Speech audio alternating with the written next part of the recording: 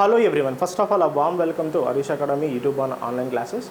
ఈరోజు చాలా important most awaiting topic in pure mathematics is geometry. అంటే మీరు ఇప్పుడు ఆర్ఆర్బీ ఎన్టీపీసీ డేట్స్ కూడా మనకు డిక్లేర్ అయ్యాయి. December 15th ఆన్వర్డ్స్ మనకు NTPC and group D exams ఉండే అవకాశాలు ఉంటాయి.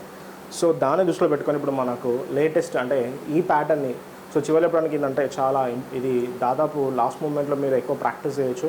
చాలా డెప్త్ ఉన్న టాపిక్ ఇది. ఈ టాపిక్ని మీకు బేస్ కాన్సెప్ట్ నుంచి కంప్లీట్ చేయడం జరుగుతుంది. సీరియస్ క్లాసెస్ కూడా మీకు వస్తూ ఉంటాయి. సో దీనిలో మనం ఎలా నేర్చుకోవాలన్నది చాలా చాలా ఇంపార్టెంట్. ఫస్ట్ దీన్ని చాలామంది కూడా ఎలా అంటే డైరెక్ట్ క్వశ్చన్లోకి వెళ్తూ ఉంటారు. అదే చేసేదే బిగ్గెస్ట్ మిస్టేక్. సో దీనిలో అసలు బేసిక్ పాయింట్ నుంచి నేర్చుకుంటే మీకు ఈజీగా అర్థమవుతుంది. కొన్ని ఇంట్రడక్షన్ పార్ట్స్ కూడా మీకు మెన్సురేషన్ ఆల్రెడీ చెప్పడం జరిగింది. సో మళ్ళీ వీటిని నేను రీకాల్ చేస్తున్నాను. సో దీనిలో ఇవన్నీ అయిపోయిన తర్వాత 1 by 1 మనము క్వశ్చన్లోకి వెళ్దాం. సో నేను డైరెక్ట్ క్వశ్చన్లోకి వెళ్ళను. అట్లీస్ట్ మనకు 2 వీడియోస్ కంప్లీట్లీ కూడా టోటల్ కాన్సెప్ట్స్ ఆఫ్ జామెట్రీ మీ యొక్క పూర్తి కాన్సెప్ట్స్ అన్ని కవర్ చేశాకనే నేను క్వశ్చన్లోకి వెళ్ళడం జరుగుతుంది. ఆ క్వశ్చన్ చేసే ముందు మీకు ఖచ్చితంగా ఈ నోట్స్ మీ దగ్గర డెఫినెట్లీ ఉండాలి. ఖచ్చితంగా నోట్స్ ఉంటేనే మీరు ఈజీగా సాల్వ్ చేయగలుగుతారు. నోట్స్ ఉందనుకోండి, ఈ సంబంధించిన ఈ 2 వీడియోస్ సంబంధించిన కాన్సెప్ట్స్ మొత్తం మీ దగ్గర ఉంటే క్వశ్చన్ చూడగానే మీరు ఆన్సర్ చేయొచ్చు. ఎందుకంటే ఎగ్జామ్లో మీకు జామెట్రీలో అడిగే క్వశ్చన్స్ ఏ విధంగా ఉంటాయంటే ముఖ్యంగా 3 టైప్స్ అడతాడు. టైప్ నెంబర్ 1, ఒకటి మనకు కొలతలు ఇస్తాడు.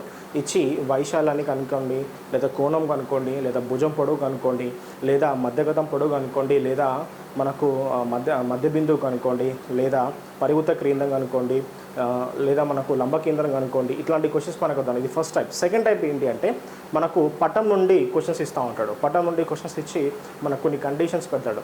ఏవైతే పటం నుంచి క్వశ్చన్స్ ఇచ్చి కండిషన్స్ పెడతాడో అవన్నీ సాల్వ్ చేయాలంటే కూడా మీకు ఖచ్చితంగా రావాలి. ఓకే, సో ఒక డయాగ్రామ్ ఇస్తాడు. డయాగ్రామ్లో కొన్ని వాల్యూస్ ఇస్తాడు. మిస్సింగ్ వాల్యూస్ కనుక్కోమంటాడు. అది చాలా చాలా ఇంపార్టెంట్ మోడల్. ఆ మోడల్ని మనం సాల్వ్ చేయాలంటే మనకు ఖచ్చితంగా కాన్సెప్ట్స్ రావాలి. అండ్ ఇది చాలా ఇంపార్టెంట్. ఈ 2 మోడల్స్ కలిపి మనకు థర్డ్ మోడల్ ఇస్తాడు. అంటే ఫస్ట్ మోడల్ సెకండ్ మోడల్ కలిపి థర్డ్ మోడల్ క్వశ్చన్ ఇస్తూ ఉంటాడు. థర్డ్ మోడల్ క్వశ్చన్ ఏంటంటే కొంచెం వాల్యూస్ ఇచ్చి డయాగ్రామ్ ఇస్తాడు. ఇచ్చి మనకు కనుక్కోమంటాడు. సో ఇది చాలా చాలా ఇంపార్టెంట్. అంటే ఒక డయాగ్రామ్ మరో డయాగ్రామ్, వృత్తంలో లంబ కేంద్రం ఏర్పడితే ఏమవుతుంది, వృత్తంలో మనకు ఇది సమబాహు త్రిభుజం ఏర్పడితే ఏమవుతుంది, వృత్తంలో చతురస్రం ఏర్పడితే ఏమవుతుంది, వృత్తంలో దీర్ఘచతురస్రం ఏర్పడితే ఏమవుతుంది. సో మనకు వాటి యొక్క సర్కంఫరెన్స్ సెంటర్ కనుక్కోమంటాడు. అదేవిధంగా మనకు అంటే బాహ్య కేంద్రము నుంచి మరియు అంతర్కేంద్రం మధ్య దూరం కనుక్కోమంటాడు, లేదా బాహ్య కేంద్రము అంతర్కేంద్రం నిష్పత్తి కనుక్కోమంటాడు, లేదా మనకు ఒక త్రిభుజంలో ఏర్పడే పరివృత్త కేంద్రం వల్ల ఏర్పడే ఆ త్రిభుజం వైశాల్యం కనుక్కోమంటాడు. సో అదేవిధంగా ఇట్లాంటి అంటే ఒక వృత్తాన్ని బేస్ చేసుకొని వైశాల్యాలు కనుక్కునే మోడల్ ఇది థర్డ్ మోడల్ ఉంటుంది. సో అంటే సెకండ్ అండ్ థర్డ్ మోడల్ చేయాలంటే కంపల్సరీ మీకు కాన్సెప్ట్స్ వచ్చి ఉండాలి. అంటే మ్యాక్సిమం కనుక మీరు డైరెక్ట్ క్వశ్చన్లోకి వెళ్తే ఫస్ట్ మోడల్ క్వశ్చన్స్ మాత్రమే సాల్వ్ చేయగలుగుతారు. ఈ second and third model solve చేయాలంటే మాత్రం ఇవి ఖచ్చితంగా మీకు కాన్సెప్ట్స్ రావాలి. కంపల్సరీ 2 వీడియోస్ పడతాయి. 2 వీడియోస్ మొత్తం మీరు కనుక చూస్తుంటాయి జామెట్రీని ఇంకా మీరు ఆడుకోవచ్చు. సో ఎందుకంటే జామెట్రీ చాలా వరకు చిన్నప్పుడు దీన్ని ఆప్షన్ కింద అంటే వదిలేసి దీన్ని ఎక్కువ ప్రాక్టీస్ చేయకపోతే అదే పెద్ద ప్రాబ్లం. కానీ ప్రతి మనిషి తన నిజ జీవితంలో ప్రతిరోజు పొద్దున్న లేస్తే పడుకున్న తర్వాత ఉపయోగించే ఖచ్చితంగా టెక్నికల్ రూల్ ఏంటంటే జామెట్రీ. అది మనకు బేసిక్గా తెలియకపోవచ్చు. ఓకే, సో ఈ జామెట్రీ అంటే ఏంటి? సో జామెట్రీ అనేది మనకు ఎలా చేస్తుంటే జియో అండ్ మెట్రీ అంటాం. జియో అంటే సంబంధించింది ఎర్త్, భూమిపై సంబంధించిన ప్రతి పదార్థం యొక్క మనము వాటి యొక్క విలువలను కొలతలను కనుక్కునే పద్ధతిని మనం జామెట్రీ అంటాము. ఇది ముఖ్యంగా 3 రకాలు ఉన్నాయి. ఒకటి జామెట్రీ అంటే రేఖాగణితం, రెండోది అనలిటికల్ జామెట్రీ అంటాం, వైశ్లేషిక రేఖాగణితం అంటాం. దీన్ని కార్టీషియన్ ఇంట్రొడ్యూస్ చేయడం జరిగింది. ఓకే, కార్టీషియన్ జామెట్రీ అని కూడా అంటాం. అండ్ మూడోది మెన్సురేషన్, కొలత అంటే వైశాల్యాలు, ఘన పరిమాణాలు. సో మొత్తం ఈ జామెట్రీలో మనకు 3 సబ్ పార్ట్స్ ఉంటాయి. అంటే మొత్తం 3 పార్ట్స్ ఉన్నాయి geometry. Okay, geometry, coordinate geometry and mensuration. అంటే మీకు mensuration and areas and volumes complete అయినాయి. సో అవి కూడా ఒకసారి రివైజ్ చేయండి. సో అవి చాలా చాలా ఇంపార్టెంట్. ఇప్పుడు మనం డిస్కస్ చేయబోయే టాపిక్ ఈ జామెట్రీలో ఎలా సాల్వ్ చేయాలి, అసలు ఫస్ట్ ఎక్కడి నుంచి స్టార్ట్ చేయాలనేది చాలా చాలా ఇంపార్టెంట్. సో జామెట్రీలో ఫస్ట్ మనం నేర్చుకోవాల్సింది ఏంటి అంటే ఈ పాయింట్స్ కొంచెం ఫస్ట్ కవర్ చేద్దాం. బిందువు అంటే ఏంటి, కిరణం అంటే ఏంటి, రేఖాఖండము, భుజము.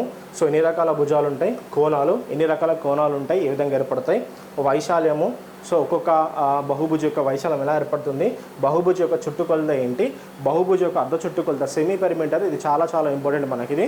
సో మనకు చాలా ఎక్కువగా రిపీట్ అయ్యే క్వశ్చన్స్ మనకు దీని మీద ఉంటా ఉంటాయి. ఓకే, కోణం మీద కూడా ఎక్కువ క్వశ్చన్స్ మనకు రిపీట్ అవుతూ ఉంటాయి. ఓకే, నెక్స్ట్ మనకు త్రిభుజం కూడా చాలా చాలా ఇంపార్టెంట్. త్రిభుజాలలో అతిగా అంటే చాలా ఇంపార్టెంట్ త్రిభుజం ఏదైనా ఉందంటే అది లంబకోణ త్రిభుజము. లంబకోణ త్రిభుజంలో నేను ఒక స్పెషల్లో కంప్లీట్ ఒక వీడియో మొత్తం లంబకోణ త్రిభుజం మీద చేయాల్సి వస్తుంది. సో చాలా చాలా ఇంపార్టెంట్. సో తర్వాత చతుర్భుజం. చతుర్భుజాల్లో చాలా తక్కువ క్వశ్చన్స్ వస్తున్నాయి, అంటే రేర్ ఎక్కడో ఒక క్వశ్చన్స్ వస్తున్నాయి. ఎందుకంటే చాలామంది కూడా దీనికి గ్రిప్ ఉంటుంది. మెన్సరేషన్ అంటే మీరు వైశాల్యాల ఘనపరిమాణాలు చేసినట్టు అది టాపిక్స్ కనుక చూస్తుంటే మీరు ఈజీగా సాల్వ్ చేయగలుగుతారు. కానీ ఇక్కడ మళ్ళీ వీటిని రివైజ్ చేస్తూ ఉంటాను. ఓకే, తర్వాత వృత్తం. సో వృత్తం చాలా చాలా ఇంపార్టెంట్. మీకు జామెట్రీలో డెడ్లీ ఇంపార్టెంట్ అంటే రెండే, ఒకటి త్రిభుజం, ఇంకోటి వృత్తం. ఈ రెండింటి మీద చాలా ఎక్కువ క్వశ్చన్స్, అంటే మేజర్ క్వశ్చన్స్ వచ్చేది మనకు ఈ రెండు టాపిక్స్ నుంచి ఎక్కువగా అడగడం జరుగుతుంది. ఓకే, ఇది మనం గుర్తుపెట్టుకోవాల్సిన మేజర్ పాయింట్. ఓకే, సో మరి ఇప్పుడు టాపిక్లో వెళ్దాం. ఫస్ట్ మనకు జామెట్రీ అంటే ఏంటి అంటే భూమికి సంబంధించిన ప్రతి వస్తువు యొక్క పొడవు, వెడల్పు, ఎత్తు, దూరము, కోణము, వైశాల్యము, చుట్టుకొలత, అంటే దానికి సంబంధించిన ప్రతి విలువను కనుక్కోవడానికి ఉపయోగించే మన ఒక టెక్నికల్ పార్ట్ని ఏమంటాము, జామెట్రీ అంటాము. సో మరి జామెట్రీ అనేది ఏర్పడడానికి ఫస్ట్ తోడ్పడేది ఏంటంటే మనకు తలం కావాలి. ఓకే, సో మరి తలం అంటే ఏంటి? తలం ప్లేన్ అంటాం, ఇట్స్ అ ప్లేన్. ఓకే, తలం. సో తలం అంటే జనరల్గా మనకు అంటే ఏదైతే భౌతికంగా కనిపిస్తుందో, భౌతికంగా కనిపించి ఒక భౌతికంగా ఆక్రమించిన స్థలాన్ని మనం ఇక్కడ తలం అంటాము. బోర్డు ఒక తలం, నువ్వు నిల్చున్నది ఒక తలం. సో తలాలు చాలా రకాలు ఉంటాయి. దానిలో మనం ఏంటంటే మనము చాలా వరకు చేస్తూ ఉంటాము, సాపేక్ష తల వైశాల్యం కనుక్కోవడం అంటాము, లేదా బాహ్యతల వైశాల్యం కనుక్కోమంటాము. ఇట్లాంటి చాలా చాలా మోడల్స్ ఉంటాయి మనకు. సో ఇవి బెటర్. సో తలం అంటే ఏంటంటే ఒక భౌతిక స్థితి కనుక మనకు ఉంటుంది, దాన్ని మనం తలంగా తీసుకుంటూ ఉంటాం. ఓకే, సో జనరల్గా తలంలో మనకు ఇవి రెండు రకాలు ఉంటాయి మనకు. సో ఇప్పుడు వీటిని బేస్ చేసుకొని మనం సాల్వ్ చేస్తూ ఉంటాం. మరి అవి ఏంటి అంటే మనకు చెప్పాను కదా, బాహ్యతలము అండ్ అంతర్తలము. అంటే బాహ్యంగా ఉండేది ఒక తలం ఉంటుంది, ఇంకోటి అంతరంగా ఉండే తలం ఉంటుంది. ఓకే, సో అంతర్తలం కూడా ఉంటుంది. అంటే ఫర్ ఎగ్జాంపుల్ ఇది ఈ లోపల ఇన్నర్ పార్ట్ మొత్తం కూడా మనం ఏమంటాం, అంతర్తలంగా తీసుకుంటూ ఉంటాం. దాని చుట్టుపక్కల ఉన్నది మొత్తం కూడా అంటే ఈ కంప్లీట్ బోర్డ్ అంతా కూడా బాహ్యతలంగా తీసుకుంటూ ఉంటాం. ఓకే, సో అంతర్తలంలో మనకు కోణాలు ఒక విధంగా ఉంటాయి, వైశాల్యాలు ఒక విధంగా ఉంటాయి, భుజాలు ఒక విధంగా ఉంటాయి. సో వాటిలో ఉన్నటువంటి ఏంటిది కర్ణాలు, వికర్ణాలు ఒక విధంగా ఉంటాయి. మరి బాహ్యతలం అనేది చాలా అతిపెద్ద తలము, దీనిలో కోణాలు ఎక్కువగా ఉంటాయి. అండ్ భుజాలు అంటే ఇప్పుడు ఫర్ ఎగ్జాంపుల్ భూమి యొక్క మనము అంటే జనరల్గా మీరు అంటే పెద్ద పెద్ద సైంటిఫిక్స్ మూవీస్ చూసినప్పుడు వాళ్ళు ఫ్రీక్వెన్సీ చెప్తూ ఉంటారు, అంటే ఈ ఆటిట్యూడ్లో తీయాలి, ఈ ఆల్టిట్యూడ్లో తీయాలని చెప్తూ ఉంటారు. అవన్నీ కూడా ఏంటంటే మనకు ఆ తలాన్ని ఈజీగా ఐడెంటిఫై చేయడం, ఒక పాయింట్ ఆఫ్ ప్లేస్ని ఐడెంటిఫై చేయాలంటే మనకు కొన్ని ఆల్టిట్యూడ్స్ కావాలి. ఆల్టిట్యూడ్స్ని మనం బేస్ చేసుకొని తలాన్ని కన్స్ట్రక్ట్ చేయడం జరుగుతూ ఉంటుంది. అంటే ఎక్కువగా సైనికులు యుద్ధం చేసేటప్పుడు ఉపయోగిస్తూ ఉంటారు. కార్టీషియన్ జామెట్రీలో కార్టీషియన్ అనే పర్సన్ ఎవరు, ఒక సోల్జర్. అంటే అతను తన అంటే యుద్ధ ప్రక్రియలు అంటే యుద్ధ విలువలను, యుద్ధంలో చేసే నైపుణ్యాలను ప్రదర్శించడానికి కోసమే యూజ్ చేసిన టాపిక్ అక్కడ మనకు కార్టీషియన్ జామెట్రీ అంటాం. ఓకే, ఇది బేసిక్ పాయింట్. అంటే అంతర్తలము అంటే అంతర్తలంలో చాలా ఏర్పడతాయి. అంతర్తలంలో ఏర్పడే బహుభుజికి ఒక వైశాల్యం ఉంటాయి. అంతర్తలం నుంచి మనకు అంటే కొంచెం ముందు వైపు అంటే అంటే అంతర్తలంలో బేసిక్గా రెండు అక్షరాలు ఉంటాయి, ఒకటి ఎక్స్ అక్షం అంటాం, ఇంకోటి వై అక్షం అంటాం. అంటే ఈ అంతర్తలంలో ఒకటి ఎక్స్ అక్షం అంటాం. ఓకే, ఇది ఎక్స్ అక్షము, ఇది వై అక్షం అంటాం. సో ఎక్స్ అక్షము ఎలా ఉంటుందంటే భూమికి సమాంతరంగా ఉండే భూమికి సమాంతరంగా ఉండే అక్షాన్ని మనము ఎక్స్ అక్షం అని అనడం జరుగుతుంది. ఓకే, అదే భూమికి లంబంగా ఉండే దాన్ని ఏమంటామంటే వై అక్షం అంటాం. ఓకే, వీటికి లంబంగా అంటే మన కేంద్రం అంటే మన చూపు వైపుకి కనిపించేదాన్ని జెడ్ అక్షం అంటాము, దాన్ని 3 డైమెన్షనల్ అంటాం. ఓకే, అంటే ఒక తలాన్ని మీరు 2 డైమెన్షనల్ అంటే ఎక్స్ కామా వై తలంలో మీరు ఒక తలాన్ని నిర్మించవచ్చు. అదే తలాన్ని కనుక మీరు ఎక్స్ కమా వై కమా జెడ్లో నిర్మించినట్లయితే ఆ తలము మనకు ఘనపరిమాణాన్ని ఆక్రమిస్తుంది. ఓకే, ఏం ఆక్రమిస్తుంది? ఘనపరిమాణం ఆక్రమిస్తుంది. అక్కడ ఒకటి కంటే ఎక్కువ తలాలు ఒకదాని కూడా ఆక్రమించి మనకు ఏమైంది, ఘనపరిమాణము ఏర్పడుతూ ఉంటాయి. ఓకే, ఫర్ ఎగ్జాంపుల్ ఘనం తీసుకోండి, ఘనంకి 6 తలాలు ఉంటాయి, 6 ముఖాలు ఉండడం జరుగుతుంది. ఓకే, సో అంటే ఒకటి కంటే ఎక్కువ తలాలు కలిపి కనుక ఏర్పడినట్లయితే ఏ విధంగా ఏర్పడాలి, జడాక్షం వైపు కనుక ఏర్పడితే దాన్ని మనం ఘనం అంటాము. ఏమంటాము? ఘనం అంటాం. ఏ తలం అయితే మనకు ఎక్స్ కమ వై అక్షంలో ఏర్పడుతుందో వాటిని మనము వైశాల్యం సంబంధించిన వాటిని అంటాము. వాటిని ఎక్స్ కమ వై నిరూపక రేఖాక్ష తలాలు అంటాం. ఓకే, సో ఇది గుర్తుపెట్టుకోండి. అంటే ఎక్కడైతే మనకు సమాంతర రేఖ మీద ఏర్పడుతూ లంబంగా కూడా మనకు ఆక్రమిస్తే వాటిని ఎక్స్ కమ వై నిరూపకాక్షాలపై ఏర్పడే తలము అంటాం. ఓకే, లేదా ముందు వైపు కూడా మనకు ఆక్రమిస్తే వాటిని అంటే ఒకటి కంటే ఎక్కువ తలాలు మనకు ఘనపరిమాణం అంటే ఒక ముందు వైపుకు అంటే పొడుచుకున్నట్టు ముందు వైపు ఏర్పడితే వాటిని ఘనపరిమాణాలు అంటాము. సో వాటిని ఘనాలని కూడా అంటాము. సో ఆ ఘనపరిమాణం ఎలా ఏర్పడుతుందంటే మీకు ఆల్రెడీ చెప్పడం జరిగింది అక్కడ. సో వైశాల్యము ఎలా ఏర్పడుతుందో చూద్దాము, ఘనపరిమాణం ఎలా ఏర్పడుతుందో చూద్దాము. ఓకే, దానికన్నా ముందు ఈ తలము మనకు తలంలో ఎక్స్ కమ వై నిరూపకాక్షాలు నిర్మించడం వల్ల తలంలో ఎక్స్ కమ వై నిరూపాక్షాలు నిర్మించడం వల్ల మనకు పాదాలు ఏర్పడుతున్నాయి. ఏం ఏర్పడుతున్నాయి? పాదాలు ఏర్పడుతున్నాయి. ఓకే, ఇప్పుడు మీకు అంతర్తలము బాహ్యతలం అర్థమైంది కదండి. ఓకే, సో ఇప్పుడు చూద్దాం. ఇప్పుడు మనకు తలంలో ఈ బోర్డ్ అంతా నేను ఒక తలమ తీసుకుంటున్నాను. ఈ బోర్డ్ని ఒక తలమ ట్రీట్ చేస్తున్నాను నేను.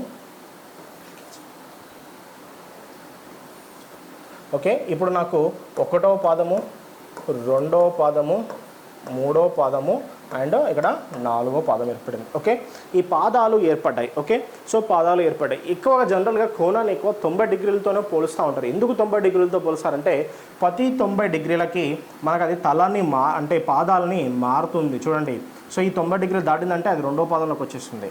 ఇంకో 90 డిగ్రీలు దాటిందంటే 3వ పాదంలోకి వచ్చేస్తుంది. ఇంకో 90 డిగ్రీలు దాటిందంటే 4వ పాదంలోకి వస్తుంది. అందుకే ఎక్కువ చూడండి, అల్పకోణం అంటే 90 డిగ్రీలతోనే పోలుస్తారు, అధిక కోణం అంటే 90 డిగ్రీలతో పోలుస్తారు, లంబకోణం 90 డిగ్రీలతో పోలుస్తారు. అంటే 90 డిగ్రీలతో పోల్చడానికి ముఖ్య కారణం ఏంటంటే అది పాదాన్ని మారుతూ వస్తుంది. ఏమవుతుంది? మారుతూ వస్తుంది. అంటే 90 డిగ్రీల క్రమాన్ని మారడం వల్ల దాని యొక్క విలువలు మారుతూ ఉంటాయి. రుణాత్మకమా ధనాత్మక అనేది మనకు మారుతూ ఉంటాయి. ఓకే, ఈ తలాల్ని మనం బేస్ చేసుకొని ఫస్ట్ మనము ఏంటి అంటే ఇక్కడ కోణాలు తీసుకుందాం. ఈ తలాల్లో మనకు జనరల్గా కోణాలు ఉంటాయి. సో ఆ కోణాలు ఎలా ఏర్పడతాయో కూడా మనం డిస్కస్ చేద్దాము. సో ఈ తలాల్లో ముఖ్యంగా మనకు ఏర్పడాల్సింది అంటే కోణాలు, అదేవిధంగా మనకు బిందువులు. ఓకే, సో బిందువులు ఇక్కడ మీకు x, y బిందువుల గురించి డిస్కస్ చేద్దాం. ఓకే, ఫస్ట్ x, y, ఎందుకంటే మనం ఫస్ట్ స్టార్ట్ చేసేది ఏంటి? బిందువులు. ఓకే, ఎప్పుడైతే మనం కోణాలు డిస్కస్ చేస్తామో అప్పుడు కోణాలు కూడా తలలో డిస్కస్ చేద్దాం. చాలా వరకు అందరు ఏం చేస్తారంటే కేవలం కోణాలు మాత్రమే డిస్కస్ చేస్తారు, బిందువుల్ని డిస్కస్ చేయరు. ఓకే, ఫస్ట్ మనం ఇక్కడ బిందువులు డిస్కస్ చేసిన తర్వాత మనము కోణంలోకి వెళ్దాం. ఓకే, సో మరి ఏంటో చూద్దాం. ఓకే, సో బిందువు అంటే ఏంటి? పాయింట్ అన్న ప్లేన్ అంటాం. ఓకే, ఒక తలంపై నిర్ణీత స్థానంలో ఆక్రమించిన విలువని మనము బిందువు అంటాం. ఓకే, సో ఈ బిందువు x, y అక్షంలో ఉంటే మనకు x తలంలో ఆక్రమించే బిందువుని x అంటాము, y అక్షంలో ఆక్రమించే బిందువుని y బిందువు అని అంటాం. ఓకే, సో ఈ బిందువుని మనం జనరల్గా ఇక్కడ మనము ఏంటి అంటే ఇక్కడ ఇంగ్లీష్లో వర్టిసెస్ అని కూడా తీసుకుంటాం, పాయింట్ అని కూడా తీసుకోవడం జరుగుతుంది. ఓకే, ప్రతి బిందువుకి కూడా మనము జనరల్గా 2 నిరూపకాక్షాలను వేయచ్చు. ఒకటి x అక్షం వేయచ్చు, ఇంకోటి y అక్షం కూడా మనము దాన్ని నిర్మించవచ్చు. అంటే ప్రతి బిందువును మనము పాయింట్అవుట్ చేయొచ్చు. దాన్ని ఆల్టిట్యూడ్ అని కూడా మనం అంటాము. ఆ పాయింట్అవుట్ చేసే విధానం చాలా చాలా ఇంపార్టెంట్. అంటే ప్రతి బిందువుని x అక్షంలో పాయింట్అవుట్ చేయొచ్చు, y అక్షంలో కూడా దాన్ని పాయింట్అవుట్ చేయొచ్చు. మరి ఈ బిందువు ఎలా ప్రవర్తిస్తుందో చూద్దాం. మొదటి పాదంలో బిందువు ఉన్నప్పుడు ఇక్కడ చూద్దాం. మొదటి పాదంలో అన్ని ధనాత్మకంగా ఉంటాయి. x <0, y <0. మొదటి పాదంలో ప్రతి విలువ కూడా ధనాత్మకంగా ఉంటుంది. x ధనాత్మకంగా ఉంటుంది, y ధనాత్మకంగా ఉంటుంది. ఎందుకంటే ఇక్కడ అబ్జర్వ్ చేయండి, ఇటు సైడు x అక్షము అంటే x అక్షము మనకి ఇప్పుడు జనరల్గా చూడండి, కుడివైపు x అక్షం ఎలా ఉంటుందంటే ధనాత్మకం ఉంటుంది, ఎడమ వైపు ఎలా ఉంటుందంటే రుణాత్మకం ఉంటుంది. మరి y అక్షం అనేది పై వైపు ధనాత్మకం ఉంటుంది, కింది వైపుకి మనకు రుణాత్మకం ఉంటుంది. ఎలా ఉంటుంది? రుణాత్మకం. చూడండి, ఇప్పుడు ఈ y అక్షము ఇటు సైడ్ ఉంది, పైకే ఉంది ధనాత్మకము, అదేవిధంగా x అక్షము కుడి సైడ్ ఉంది ధనాత్మకము. అంటే మొదటి పాదంలో బిందువులు ఎలా ఉంటాయంటే x బిందువు ధనాత్మకంగాను, y బిందువు కూడా ఎలా ఉంటుంది? ధనాత్మకంగా ఉంటుంది. నెక్స్ట్ రెండో పాదంలోకి వద్దాం. రెండో పాదంలో x రుణాత్మకంలో ఉంది కాబట్టి x <0, y అనేది పైకే ఉంది కాబట్టి y <0. ఓకే, సో ఇక్కడ చూడండి, x అనేది ఏ తలంలో ఉంది? కుడివైపు ఉందా, ఎడమ వైపు ఉందా? సో తలం దాటి 90 డిగ్రీలు దాటి x బిందువు వచ్చింది. ఇది ఏ వైపు ఉంది? మనకు ఎడమ వైపు ఉంది కాబట్టి x విలువ తక్కువగా ఉంటుంది. x <0 అంటే ఇక్కడ x విలువలన్నీ కూడా ఎలా ఉంటాయి? 0 కన్నా తక్కువనే ఉంటాయి. -1, -2, -3, -0.5, -0.7 అట్లా, అంటే రుణాత్మకం వైపు ఉంటాయి. ఇక్కడ ఉండే సంఖ్యలన్నీ కూడా మనకు రుణాత్మక సంఖ్యలు ఉంటాయి. ఓకే, మూడో పాదంలో చూద్దాం. మూడో పదంలో x ఎడం వైపు ఉంది కాబట్టి x <0, yకి దిగువన ఉంది కాబట్టి y <0. అంటే అడుగుతాడు ఏ పాదంలో అన్ని బిందువులు రుణాత్మకం ఉంటాయి. ఓకే, గ్రూప్ డీలో మనకు వచ్చిన క్వశ్చన్ ఇది.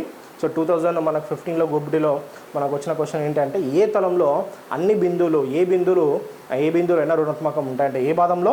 మూడో పాదంలో, third quadrant. Which quadrant? All points lies on negativity. So which quadrant? Third quadrant. మూడవ పదంలో ఉన్నటువంటి అన్ని బిందువులు కూడా మనకు రుణాత్మక దృశ్యాన్ని మనకు ఇవ్వడం జరుగుతూ ఉంటుంది. ఇది చాలా చాలా ఇంపార్టెంట్, గుర్తుపెట్టుకోవాల్సిన మేజర్ పాయింట్. మొదటి తలంలో ఎలా ఉంటాయి? x అనేది ధనాత్మకం, y అనేది ధనాత్మకం. రెండో పాదంలో x ఎలా ఉంటుంది? రుణాత్మకంగా ఉంటుంది, y ధనాత్మకంగా ఉంటుంది. ఓకే, సో ఇక్కడ చూద్దాం. నెక్స్ట్ ఇది x మనకు ఏ వైపు ఉంది? పాజిటివ్ డైరెక్షన్లో ఉంది, కుడివైపు ఉంది. ఓకే, సో ఏ ఉంది? మనకు కుడివైపులో ఉంది.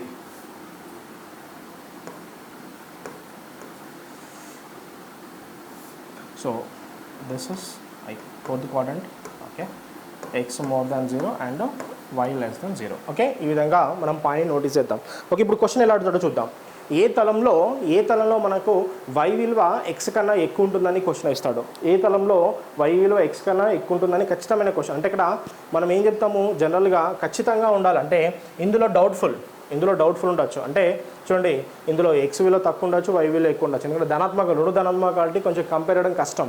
సో దీనిలో కంపేర్ చేయడం ఈజీ. ఇక్కడ x ఎట్లాగా రుణాత్మకం, x ఇక్కడ ఎట్లా రుణాత్మకంగా ఉంటుంది, ఇక్కడ y ఎలా ఉంటుంది, ధనాత్మకంగా ఉంటుంది. అంటే ఖచ్చితంగా y విలువని ఖచ్చితంగా ఏ పాదంలో మనము గరిష్టంగా చూపించవచ్చు అని అనుకోండి. ఏ పాదంలో గరిష్టంగా చూపించవచ్చు, రెండో పాదంలో గరిష్టంగా చూపించవచ్చు. దేని ద్వారా, x విలువ ద్వారా. ఇట్లాంటి క్వశ్చన్ కూడా అడుగుతున్నాడు.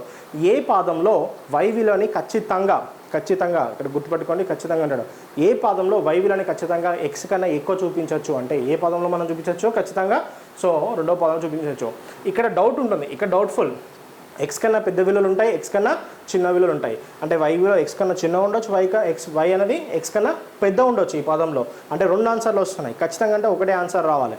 మొదటి పాదంలో x కన్నా y తక్కువ ఉండొచ్చు, x కన్నా y ఎక్కువ ఉండొచ్చు. రెండు ఆన్సర్స్ వస్తున్నాయి, గుర్తుపెట్టుకోండి. ఇక్కడ ఉదాహరణ మీరు ఏమైనా తీసుకొని చేయొచ్చు. ఇక్కడ ఫస్ట్ పాదంలో చూద్దాం. ఫస్ట్ పాదంలో క్వాడ్రంట్ 1లో x = 2, y = 1. చూడండి, ఇక్కడ ఎక్సే పెద్ద ఉంది. ఇంకోటి ఇలా కూడా తీసుకోవచ్చు, x = y = 3. అంటే ఇక్కడ ఇలా కూడా మనము తీసుకోవచ్చు. అంటే ఇక్కడ మనకు ఈ పాదంలో మనకు రెండు వస్తున్నాయి. ఒకసారి x విలువ ఎక్కువ వస్తుంది, ఒకసారి x విలువ తక్కువ వస్తుంది. ఇక్కడ కూడా అంతే. ఓకే, ఇక్కడ x విలువ ఎక్కువ ఉంటుంది, y విలువ తక్కువ ఉంటుంది. ఇక్కడ x విలువ ఎక్కువ ఉంటుంది, y విలువ తక్కువ ఉంటుంది. నేను అడిగే క్వశ్చన్ ఏంటంటే ఏ పాదంలో ఖచ్చితంగా y విలువని x కన్నా ఎక్కువగా చూపించవచ్చు అంటే ఏ పాదంలో, రెండో పాదంలో చూపించవచ్చు. అదేవిధంగా గుర్తుపెట్టుకోండి, ఏ పాదంలో మనకు x విలువని y కన్నా ఎక్కువ చూపించవచ్చు అంటే నాలుగో పాదం. చూడండి, ఇక్కడ x మోర్ దాన్ 0, ఇక్కడ x లెస్ దాన్ 0 ఉంది. ఓకే, x మోర్ దాన్ 0 అంటే ఇక్కడ x విలువ ఖచ్చితంగా ధనాత్మకం, y విలువ ఖచ్చితంగా రుణాత్మకం అంటే ఖచ్చితంగా x విలువనే పెద్దది. సో ఇట్లాంటి క్వశ్చన్స్ మనకు అడగడం జరుగుతుంది. అంటే చాలామందిని లైట్గా ప్రిపేర్ అయ్యే విధానం మారాలి, చూసే విధానం మారాలి. అట్లా అవుతానే మీరు కాంపిటేటివ్ ఎగ్జామ్లో సక్సెస్ కొడతారు. అంటే ఏదో పైన చూశాను దాన్ని వదిలేయడం అనేది ఆ ప్రాపర్ మెథడ్ కాదు. ఓకే, ఎలా అంటే ప్రతి దాన్ని కూడా మనము కంప్లీట్ మనం అనలైజ్ చేసుకోవాలంటే మనమే అందులో ఉంటే ఏం చేస్తాం, మనం అక్కడనే ఉంటే ఏం చేయగలుగుతాం అంటే మన పాయింట్ ఆఫ్ వ్యూలో సబ్జెక్ట్ని నేర్చుకోవాలి. బుక్స్ అందరి దగ్గర ఉంటాయి, బుక్స్ చదివినంత మాత్రాన మనం సక్సెస్ కొట్టలేము. ఆ బుక్స్ని కంప్లీట్ మనం అనలిటికల్ ప్రాసెస్లో అంటే అది మనకి ఏ విధంగా ఫ్రెండ్లీగా ఉంది, దాన్ని మనం ఏ విధంగా కన్వర్ట్ చేస్తున్నాం అనేది చాలా ఇంపార్టెంట్. అంటే నేను డైరెక్ట్గా చాప్టర్ స్టార్ట్ చేసినప్పుడు డైరెక్ట్గా త్రిభుజంలోకి వెళ్ళి త్రిభుజంలో నియమాలు, కోణము భుజము నియమం, సో ఇవి నేను చెప్పేసి తర్వాత మాకు పరివృత కేంద్రం అంటే ఏంటిది, లంబ కేంద్రం అంటే ఏంటిది, బాహ్య కేంద్రం ఏంటంటే, అంతర్కేంద్రం అంటే ఏంటిది, గురుత్వ కేంద్రం ఏంటంటే డైరెక్ట్ చెప్పి నేను క్వశ్చన్లోకి వెళ్ళచ్చు. దానివల్ల మీకు ఏ యూజ్ ఉండదు. కాంపిటివ్ ఎగ్జామ్లో వచ్చిన క్వశ్చన్ని సాల్వ్ చేయాలంటే కంపల్సరీ మీరు ఎలా సాల్వ్ చేయాలంటే వాటిని ఒక డెప్త్ అనలిటికల్ మెథడ్లో నేర్చుకుంటే, దాన్ని నేర్చుకోవడానికి చాలామంది ఏం చేశారంటే ఈ గంటలో అయిపోవాలి అంతే, ఇంకా దాని ముచ్చట ఏం లేదు. అట్లాంటి లిమిటేషన్ టైం ప్రిపరేషన్ చేసే వాళ్ళందరికీ కూడా రిజల్ట్స్ నెగిటివ్ వస్తాయి. ఎలా ప్రిపేర్ అవ్వాలంటే ఆ టాపిక్ని ఫస్ట్ నువ్వు మొదటిసారి స్టార్ట్ చేసినప్పుడు అనలిటికల్ మెథడ్లో నేర్చుకున్నప్పుడు ఏమవుతుంది అనేది చాలా ఇంపార్టెంట్. అనలిటికల్ మెథడ్లో నేర్చుకుంటే ఏమవుతుందంటే సో మీరు దాన్ని ఈజీగా సాల్వ్ చేయగలుగుతారు. ఓకే, సో ఎందుకంటే ఏ క్వశ్చన్ వచ్చినా మీకు అర్థమైపోతుంది, క్వశ్చన్ ఏమైనా ఆన్సర్ సాల్వ్ చేయగలుగుతారు. కొంచెం ట్రిక్స్ నేర్చుకుంటూ ఉంటారు. ట్రిక్స్ అనేది ఒకటో రోజు, రెండో రోజు, మూడో రోజు, నాలుగో రోజు సమర్పయామి. అదేవిధంగా ఆ ట్రిక్ అనేది అట్లాంటి మోడల్ క్వశ్చన్కి మాత్రమే సాల్వ్ చేయగలుగుతాం. మిగతా క్వశ్చన్ని ఎగ్జామ్ వచ్చినప్పుడు సాల్వ్ చేయలేం. క్వశ్చన్ పేపర్ ప్రిపరేషన్ మన ఫ్రెండ్ కాదు, సో మన అనుకున్న మెథడ్లో ఇవ్వడానికి. సో కాబట్టి ఈ కాన్సెప్ట్స్ అండ్ అనలిటిక్స్ నేర్చుకుంటేనే మీరు చాప్టర్స్ని డెప్త్గా సాల్వ్ చేయగలుగుతారు, ఈజీగా చేయగలుగుతారు. ఓకే, గుర్తుపెట్టుకోండి. అట్రాక్ట్ చేయడం కోసం టెక్నిక్ చెప్పడం వల్ల చాలా ఇబ్బంది అయ్యే ఆస్కారం కూడా ఉంటుంది. సో ఇది మీరు గుర్తుపెట్టుకోవాల్సిన మేజర్ పాయింట్. అర్థమైంది కదండి. సో ఇప్పుడు మన బిందుల గురించి నేర్చుకున్నాం కదా. ఇప్పుడు మనం కోణాలు వచ్చినప్పుడు మళ్ళీ నేను ఇదే పాయింట్ చెప్తాను. ఓకే, ఇప్పుడు బిందువుల తర్వాత మనకు కిరణం అంటే ఏంటో నేర్చుకొని తర్వాత వాటిలోకి వెళ్తాం. ఓకేనా, మరి కిరణం అంటే ఏంటో చూద్దాం. ఓకే, సో నేను టాపిక్స్లో క్వశ్చన్స్లోకి వెళ్ళినప్పుడు గుర్తుపెట్టుకోండి, నేను చెప్పే ప్రతి పాయింట్ చాలా ఇంపార్టెంట్. ఆ ప్రతి పాయింట్ నుంచి క్వశ్చన్స్ నేను ఫ్రేమ్ చేయడం జరిగింది. సో మీకు ఎగ్జామ్లో ఏ క్వశ్చన్ వచ్చినా సాల్వ్ చేయాలంటే మీరు ఈ విధంగా ప్రాక్టీస్ చేయాలి. ఓకే, సో గుర్తుపెట్టుకోండి.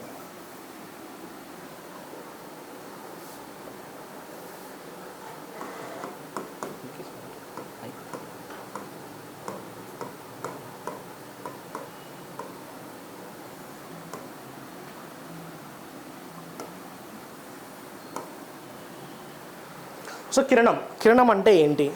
కేవలం ఒకే ఒక ప్రారంభ బిందువు ఉంటూ దాని అంటే ముందు వైపు ప్రయాణించడాన్ని మనము అంటే ఎడం వైపు కానీ కుడివైపు కానీ ఓకే.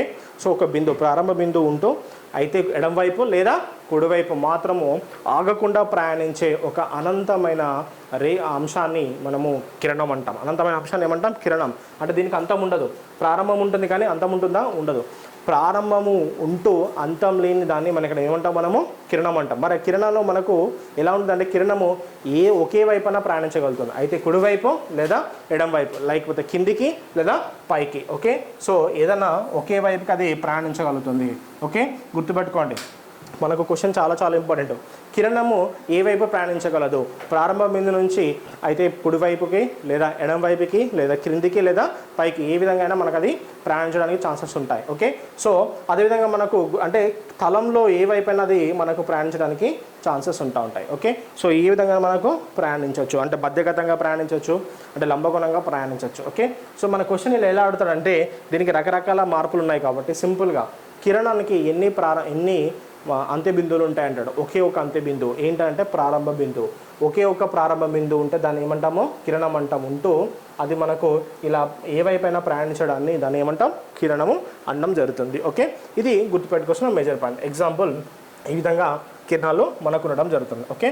సో గుర్తుపెట్టి కిరణాలని ఈ విధంగా మనము అంటే వెక్టార్స్లో మనకి ఇక్కడ చెప్పడం జరుగుతుంది. ఈ విధంగా మనం రిప్రజెంట్ చేయొచ్చు ఓకే. ఇది కిరణము. నెక్స్ట్ కిరణం తర్వాత మనకు రేఖ ఓకే. సో రేఖ,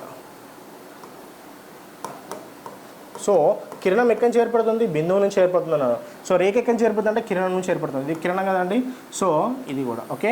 సో అంటే రేఖ అంటే ఏంటంటే మనకు బిందువు నుంచి ఎడం వైపుకి కుడివైపుకి అంటే మిగతా వైపులో కూడా అంటే కిరణం నుంచి ఎడం వైపుకి కుడివైపు కూడా పైకి కింది కూడా ఏర్పడదాన్ని ఏమంటామంటే రేఖ అని మనము ఇక్కడ పిలవడం జరుగుతుంది. సో ఇక్కడ ఎక్స్ రేఖాంశము వై రేఖాంశం అంటాం ఓకే. చూడండి ఇది ఎక్స్ రేఖాంశం, ఇదేంటిది వై రేఖాంశం. అంటే ఇక్కడ ఇలా తీసుకోవచ్చు మనం, ఇది ఎక్స్ రేఖాంశము, ఇది వై రేఖాంశము ఓకే. చూడండి ఈ ప్రారంభం బిందు నుంచి పైకి వెళ్తే ధనాత్మక రేఖాంశము, కిందికి వస్తే రుణాత్మక రేఖాంశము. ఇటు నుంచి మనకు ఇది కుడివైపు వస్తే ఏంటిది ధనాత్మక ఎక్స్ రేఖాంశము, ఇటు ఎడమవైపు వస్తే రుణాత్మక వైఎక్స్ రేఖాంశము. అంటే రేఖల వల్ల ఏర్పడది మనకు నిరూపక రేఖాంశం ఏర్పడుతుందని చెప్తున్నాము. రేఖ మనకు ఇరువైపులా మనకు ప్రయాణిస్తుంది, అంటే బిందువు నుంచి ఇరువైపులా ప్రయాణించడాన్ని ఏమంటాము? రేఖ అని పిలవడం జరుగుతుంది. సో ఇక్కడ కిరణం నుంచి రేఖల నుంచి మనము వాటిని ఖండించగా ఏర్పడ్డాన్ని గుర్తుపెట్టుకోండి. కిరణాన్ని రేఖల్ని ఖండించగా ఏర్పడదాన్ని రేఖాఖండం అంటాం ఓకే. సో రేఖాఖండం. సో మనం టాపిక్లోకి ఎంటర్ అవుతున్నాం, రేఖాఖండం. సో రేఖాఖండాన్ని ఏంటంటే కిరణాన్ని కానీ లేదా రేఖల్ని కానీ ఖండించాలి, అంటే వాటిని విడగొట్టాలి, అంటే ఒక నిర్ణీత బిందువులుగా వాటిని నిర్ణీత కొలతలుగా వాటిని విడగొట్టాలి. అంటే నిర్ణీత కొలత అంటే ఖచ్చితంగా కొలవగలుగుతాం. అదే మన కిరణం కొలవాలంటే చాలా కష్టం. అది ప్రారంభమై వెళ్తూనే ఉంటుంది. రేఖ కూడా ప్రారంభమై అటువైపు ఇటువైపు వెళ్తూనే ఉంటుంది. అంటే వాటిని నిర్ణీతంగా మనం కొలవలేము, వాటికి ఇబ్బంది ఆస్కారం ఉంటుంది ఓకే. సో అడుగుతాడు ఎక్స్ రేఖాంశంపై కొలవగలగా అతిపెద్ద విలువ అంటాడు. ఎక్స్ రేఖాంశంపై కొలవగల అతిపెద్ద విలువ చెప్పలేము, ఎందుకంటే అది ప్రారంభమై వెళ్తూనే ఉంటుంది, ప్రారంభమై ఇటువైపు కూడా వెళ్తూనే ఉంటుంది. అంటే తలం ఎంత ఉంటే అంతవరకు వైపు దాన్ని ప్రయాణించవచ్చు. భూమికి అంత మనం ప్రాణం చెప్పకపోతే కష్టమయ్యే ఛాన్సెస్ కూడా ఉంటాయి ఓకే. గుర్తుపట్టుకోండి. కానీ మనం కొలవగలిగే ఒక ఖచ్చిత విలువను ఏమంటాం అంటే రేఖాఖండం అంటాం. రేఖాఖండం అంటే ఏంటంటే మనకు కిరణాన్ని కానీ రేఖను కానీ ఖండించగా ఏర్పడే వాటిని రేఖాఖండం అంటాం. వీటికి రెండు అంత్య బిందువులు ఉంటాయి. ఒకటి ప్రారంభం ఉంటుంది, ఇంకోటి అంతం ఉంటుంది. ఏ రేఖకైతే రెండు అంత్య బిందువులు ఉంటాయో, ఏ కిరణం అయితే రెండు అంత్య బిందువులు ఉంటాయో వాటిని రేఖాఖండం కనుక పిలవచ్చు. రేఖాఖండం అంటే రేఖలో కానీ కిరణంలో కానీ ఒక భాగాన్ని మీరు రేఖాఖండంగా తీసుకోవచ్చు. రేఖాఖండానికి ఎన్ని బిందువులు ఉంటాయి? రెండు బిందువులు ఉంటాయి. ఒకటి ప్రారంభ బిందువు, ఇంకోటి అంత్య బిందువు అంటాము ఓకే. ఈ రేఖాఖండాల వల్ల ఏర్పడే వాటిని భుజం అంటాము. ఏమంటాము? భుజం అంటాము ఓకే. సో రేఖాఖండం వల్ల ఏర్పడే వాటిని ఏమంటారు? భుజాలను పిలవడం కూడా జరుగుతుంది. మరి ఈ భుజాలు ఏమేమి ఉన్నాయో చూద్దాం ఓకే. భూమి, ఆసన్న భుజాలు, ఎదురు భుజాలు, ఆసన భుజాలు, ఎదురు భుజాలు, తర్వాత కర్ణాలు, ఓకే, వికర్ణాలు, ఓకే, ఎత్తులు. సో ఇవన్నీ కూడా వాటిని ఏమంటాం అంటే మనం భుజాల కిందకి తీసుకోవడం వస్తుంది. సో భుజాలు అంటే ఈ భుజాలు అనేది ఎలా ఏర్పడతాయంటే బిందువుల యొక్క పరిక్రియ వల్ల, బిందువుల యొక్క స్థాన భ్రమణం వల్ల మనకు ఒక బిందువుల స్థాన భ్రమణం వలన, అదేవిధంగా మనకు కోణం స్థాన భ్రమణం వల్ల ఏర్పడే రేఖాంశాన్ని ఇక్కడ మనము ఏమనొచ్చు అంటే భుజము అనొచ్చు. సో ఇక్కడ గుర్తుపెట్టుకోవాల్సిన విషయం. ఓకే, మరి భుజాలలో గుర్తుపెట్టుకోండి మనకు ఇవి భుజాలు అంటాం. మరి ఈ భుజాలు అయిపోయిన తర్వాత మనకు చాలా చాలా ఇంపార్టెంట్ పాయింట్ ఏంటంటే మనకు ఎలా ఉంటాయో చూద్దాం. n = 1, n = 1. ఒక భుజం ఉంటే దాన్ని ఏకభుజి ఏమని తీసుకోవాలి, ఏకభుజం తీసుకోవాలి. ఓకే, సో n = 2 ఉంటే దాన్ని వి, n = 3 ఉంటే 3, n = 4 ఉంటే చతుర్, n = 5 ఉంటే పంచ, n = 6 ఉంటే షష్ఠి, n = 7 ఉంటే సప్త,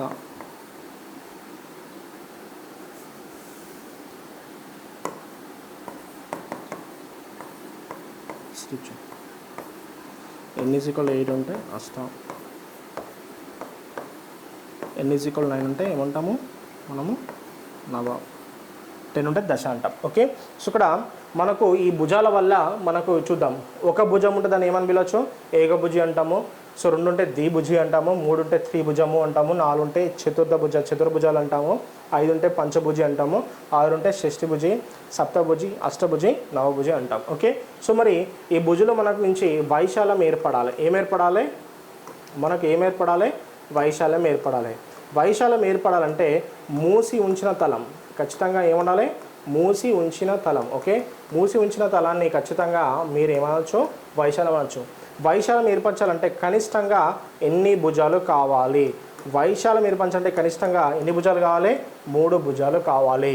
కనిష్టంగా ఎన్ని కోణాలు కావాలి, 3 కోణాలు కావాలి. కనిష్టంగా 3 కోణాలు కావాలి. కనిష్టంగా ఎన్ని కోణాలు కావాలి, 3 కోణాలు. భుజాలు ఎన్ని కావాలి, 3 కావాలి. కోణాలు ఎన్ని కావాలి, 3 కావాలి. ఒక వైశాల్యం అడుగుతాడు, వైశాల్యం ఏర్పరచాలంటే ఎన్ని భుజాలు, కనిష్టంగా ఎన్ని భుజాలు కావాలి, కనిష్టంగా ఎన్ని భుజాలు కావాలి, 3 భుజాలు కావాలి. కనిష్టంగా ఎన్ని కోణాలు కావాలి, 3 కోణాలు కావాలి. సో ఈ విధంగా ఏర్పడే వాటిని మనం ఏమంటాము, వైశాల్యం అని పిలవడం జరుగుతుంది. ఇది గుర్తుపెట్టుకోవాల్సిన విషయం. సో ఇప్పుడు ఈ వైశాల్యాన్ని మనం డీటెయిల్గా డిస్కస్ చేసే ముందు, దానికన్నా ముందు మనం కోణాన్ని కూడా డిస్కస్ చేయాల్సిన పాయింట్ ఎంతో మనకు ఉంది. ఓకే, దీన్ని మనం బేస్ చేసుకొని వైశాల్యాన్ని ఎలా కనుక్కుంటాము, చుట్టుకొలత ఎలా కనుక్కుంటాం అనేది కూడా మనం ఫర్దర్లీ డిస్కస్ చేద్దాం. ఓకేనా, ఎందుకంటే మనకు బేసిక్స్ మీద ఖచ్చితంగా గ్రిప్ రావాలి. చాలామంది స్టూడెంట్స్ చేసే మిస్టేక్ ఏంటంటే స్టార్టింగ్ పాయింట్ని అస్సలు ప్రాక్టీస్ చేయరు, డైరెక్ట్ టాపిక్లో ఎంటర్ అవుతారు. సో దానివల్ల వాళ్ళు అప్పటి వరకు క్వశ్చన్లు చేయగలుగుతారు, ఎగ్జామ్లో వచ్చిన క్వశ్చన్ని వాళ్ళు అస్సలు సాల్వ్ చేయలేరు. ఓకేనా, సో ఫస్ట్ నెక్స్ట్ మనం డిస్కస్ చేసే వెరీ వెరీ ఇంపార్టెంట్ పాయింట్ కోణం. ఏంటి, కోణం. సో 2 రేఖల మిలిత బిందువుని, 2 రేఖల మిలిత బిందువుని ఏమంటామంటే కోణము అంటాము. 2 రేఖల మిలిత బిందువుని ఏమంటాము, కోణం అంటాము. 2 భుజాల మిలిత బిందువుని ఏమంటాము, కోణం అంటాము. 2 కిరణాల మిలిత బిందువుని కూడా ఏమనొచ్చు, కోణం అని పిలవచ్చు. ఓకే, 2 రేఖల లేదా 2 కిరణాల లేదా 2 భుజాల మిలిత బిందువుని కోణం అంటాం. మన టెక్స్ట్ బుక్లో 2 కిరణాల మిలిత బిందువు అని నేర్చుకుంటాం, అదే వదిలేస్తూ ఉంటాం. త్రిభుజం ఏర్పడింది, త్రిభుజంలో మనకు కిరణం ఉందా, లేదు. త్రిభుజంలో ఏమున్నాయి, భుజాలు ఉన్నాయి. ఏమున్నాయి, భుజాలు ఉన్నాయి. చూడండి, ఈ భుజాల మధ్య ఏర్పడిందని ఏమంటాం, కోణం అంటాం. ఓకే, గుర్తుపెట్టుకోండి. కోణం డెఫినేషన్ ఎలా చదవాలి, 2 రేఖల మధ్యలో ఉన్నదాన్ని మిలిత బిందువుని కోణం అంటాం, కిరణాల మధ్య ఉన్నదానికి మిలిత బిందువు అంటాం, రేఖల మధ్య ఉన్నది అదే. సో అదేవిధంగా భుజాలు చెప్పాను కదండి, కిరణాల మధ్య నేర్చుకుని వదిలేయడం కరెక్ట్ కాదు. సో కిరణాల మధ్యలో ఉండొచ్చు, రేఖల మధ్యలో ఉండొచ్చు, ఇంకా వీటి మధ్యలో ఉండొచ్చు. ఓకే, ఉంటే వాటిని ఏమనడం జరుగుతుంది, మనము కోణం అని పిలవడం జరుగుతుంది. ఓకేనా, సో ఇది చాలా చాలా ఇంపార్టెంట్. మరి ఈ కోణాలు ఎలా ఉంటాయో డిస్కస్ చేద్దాం.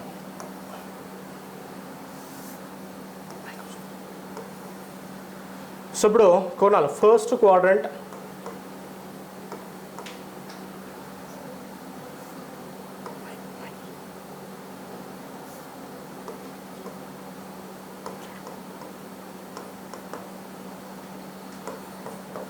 Okay, first quadrant. First quadrant ఎలా ఉంటుందో చూద్దాం. చూడండి ఇక్కడ కోణాన్ని ఎందుకు మనం 90 డిగ్రీతో పోస్తున్నాం అంటే ప్రతి తలము కూడా అంటే చూడండి ఇగో ఈ పాదం నుంచి ఈ పాదం పోవాలనే 90, ఈ పాదం పోవాలనే 90, ఈ పాదం పోవాలనే ఎంత 90 ఉంటుంది. ఓకే, సో ఇక్కడ గుర్తుపెట్టుకోవాల్సిన విషయం ఇక్కడ కోణం ఎలా ఉంటుందంటే 360 డిగ్రీల పైన ఉంటుంది, 360 అబోవ్. ఓకే, ఉంటూ 90 డిగ్రీల కన్నా తక్కువ ఉంటాయి.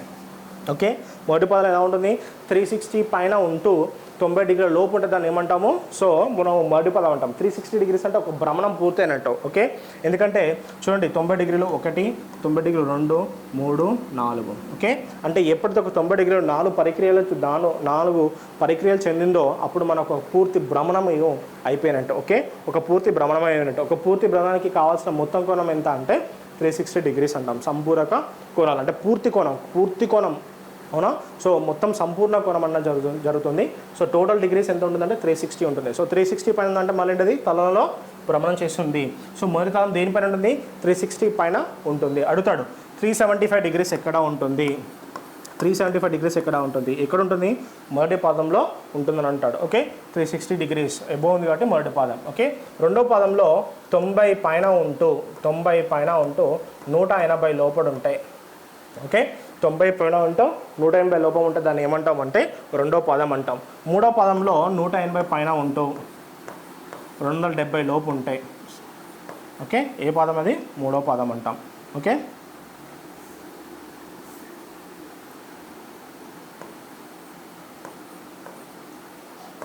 నాలుగో పాదము 270 పైన ఉంటాం. సో 360 లోపు ఉండాలి. ఓకే, ఇదే పదము నాలుగో పదము. ఓకే, గుర్తుపెట్టుకోండి. సో మన కోణాలు కూడా ఎన్ని పదాలు ఏర్పడుతున్నాయి 4 పదాలు ఏర్పడుతున్నాయి. ఫస్ట్ మనం బిందువులు నేర్చుకున్నాం, తర్వాత మనం కోణంలోకి వెళ్తున్నాం. సో మొదటి పదంలో కోణం ఎలా ఉంటుంది 360 డిగ్రీస్ పైన ఉంటూ 90 డిగ్రీ లోపు ఉంటే ఖచ్చితంగా దాన్ని అంటాం. మరి లంబకోణం ఎక్కడ ఏర్పడుతుందంటే ప్రతి లంబకోణం కూడా మనకి ఎక్కడ ఏర్పడుతుంది అంటే పాదం యొక్క స్పర్శ రేఖ మీద ఏర్పడుతుంది. 90 డిగ్రీలు అడుగుతాడు క్వశ్చన్, 90 డిగ్రీలు ఎక్కడ ఏర్పడుతుంది పాదాల స్పర్శ రేఖ పైన ఏర్పడుతుంది. సో ఈ పాదాలు అండి ఇగో ఇది స్పర్శ రేఖ. ఓకే, అంటే స్పర్శ రేఖాంశంగా తీసుకుంటాం. ఓకే, రేఖాంశం పైన ఏర్పడే వాటిని 90 డిగ్రీలుగా మనము తీసుకోవడం జరుగుతుంది. ఇది గుర్తుపెట్టుకోవాల్సిన విషయం. ఓకే, అడుగుతాడు అధిక కోణం ఎక్కడ ఏర్పడుతుంది అంటాడు. ఓకే, అధిక కోణం ఎక్కడ ఏర్పడుతుంది అంటే మనకు రెండో పదంలో ఏర్పడడం జరుగుతుంది అంటాం. 90 డిగ్రీల పైన ఉంటుంది దాన్ని ఏమంటాం అధిక కోణం అంటాం. ఓకే, ఇది మనకు గుర్తుపెట్టుకోవాల్సిన విషయం. అడుగుతాడు 125 డిగ్రీలు 125 డిగ్రీస్ ఎన్నో పాదం అంటాడు, belongs to which quadrant second quadrant. Okay, 120 డిగ్రీలు ఏ పదంలో ఉంటుందని క్వశ్చన్ ఇస్తాడు. 120 డిగ్రీలు ఏ పదం ఉంటుంది రెండో పాదంలో ఉండడం జరుగుతుంది. సో అంటే ఎగ్జామ్లో మనకు చాలా క్వశ్చన్స్ కూడా మనకు పాదాల నుంచి రావడం జరుగుతుంది. ఓకే, గుర్తుపెట్టుకోవాల్సిన విషయం. ఓకే, సో ఇప్పుడు నేను కొన్ని పాయింట్స్ చెప్తాను, మనం దాన్ని బట్టి సాల్వ్ చేద్దాం. Okay, so 10 degrees belongs to which quadrant? First quadrant. 10 degrees belongs to which quadrant?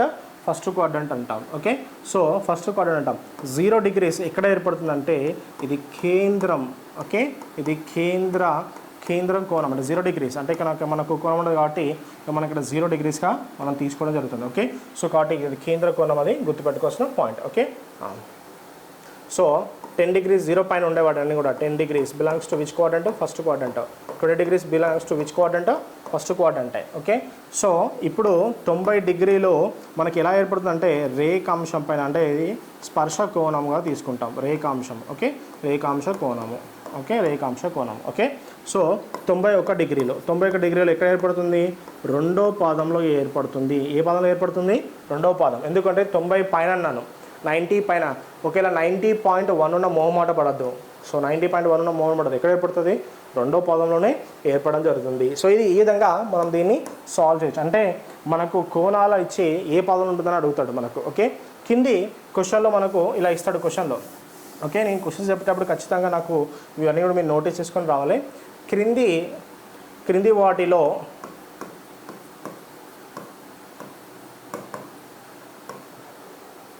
నాలుగో పాద కోణం అంటాడు. నాలుగో పాద కోణం option A 100 degrees, option B 120 degrees, option C 180 degrees, option D 300 degrees.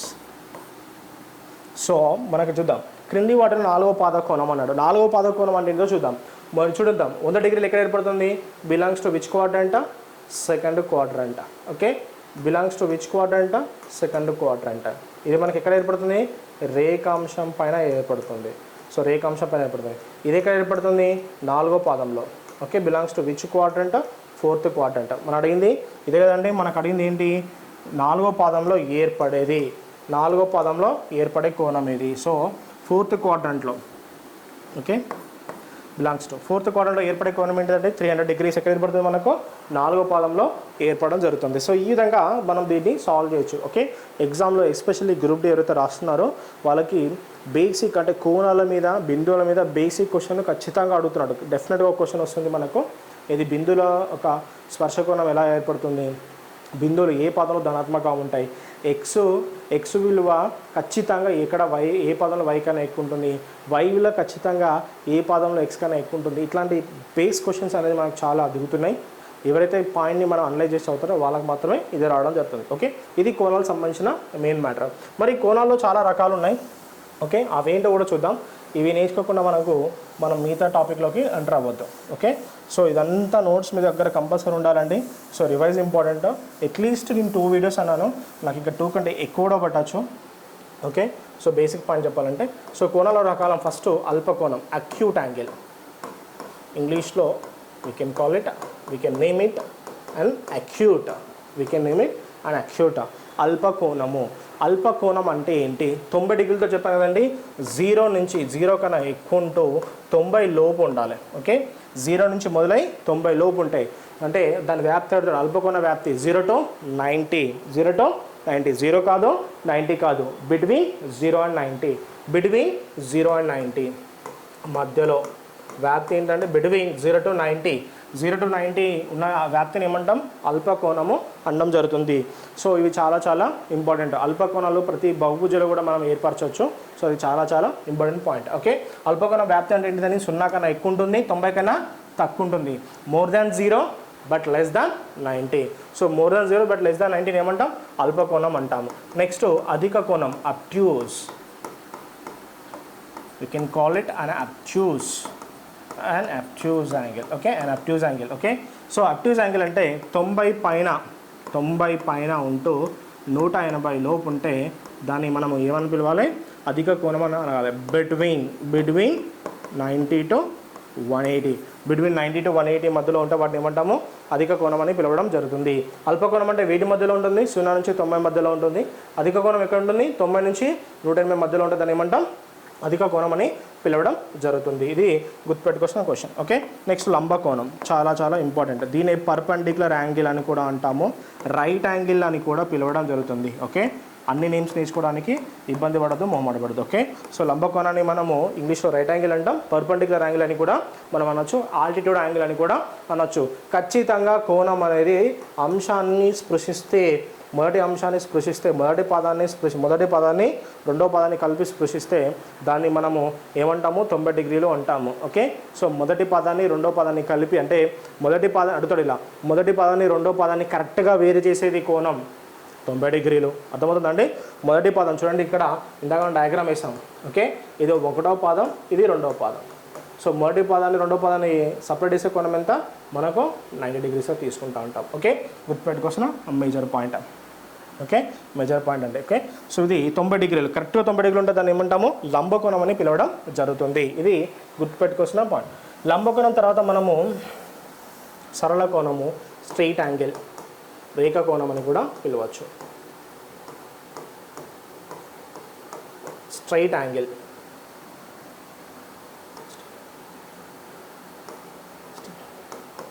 Straight angle. Okay, straight angle. Okay, theta కనుక కోణం కనుక కరెక్ట్ సరాసరి 180 డిగ్రీలు ఉంటే, సరాసరి 180 డిగ్రీలు ఉంటే దాన్ని ఏమంటాము? మనం సరళ కోణం అంటాం. అంటే సో పై 2 పాదాలని కింది 2 పాదాలని, పైన 2 పాదాలని కింది 2 పాదాలని మనకు విడగొట్టే కోణాన్ని, పై 2 పాదాలని కింది 2 పాదాలను విడగొట్టే కోణాన్ని ఏమంటాము? మనం సరళ కోణం అంటాము. లేదా ఒక రేఖపై కానీ, ఒక బిందువుపై, ఒక రేఖపై కానీ, ఒక కిరణంపై కానీ, ఒక భుజంపై కానీ మనకు ఏర్పడే, అంటే ఒక భ్రమణం పై వైపు ఏర్పడే కానీ కింది వైపు ఏర్పడే కోణాన్ని కానీ మనం ఏమంటాము? సరళ కోణం అంటాం. ఒక రేఖ పైన లేదా ఒక కిరణం పైన, ఒక భుజం పైన ఏర్పడే పూర్తి కోణాన్ని లేదా కింద ఏర్పడే పూర్తి కోణాన్ని మనం ఏమంటాము? 180 డిగ్రీలు అంటాం. లేదా సరళ కోణాన్ని ఖండించగా ఏర్పడే కోణాన్ని కూడా మనం ఏమంటాం, పూర్తి కోణాన్ని ఖండించగా ఏర్పడదాన్ని కూడా ఏమంటాం, సరళ కోణం అంటాం. పూర్తి కోణం అంటే ఎంత, 360 డిగ్రీస్. దాన్ని మధ్యలో ఖండిస్తున్నాం, అవునా, మధ్యలో ఖండించి ఏర్పడదాన్ని ఏమంటామో మనం సరళ కోణం అని పిలవడం జరుగుతుంది. ఓకే, సో ఇది చాలా చాలా ఇంపార్టెంట్. ఓకే, పూర్తి కోణము. నెక్స్ట్ మనకు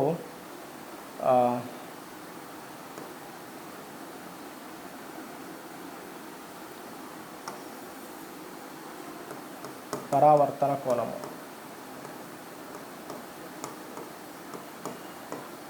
ఓకే, పరావర్తన, reflex angle.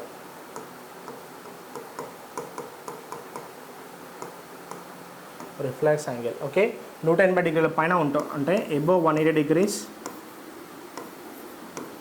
Below 270. Okay, below 360.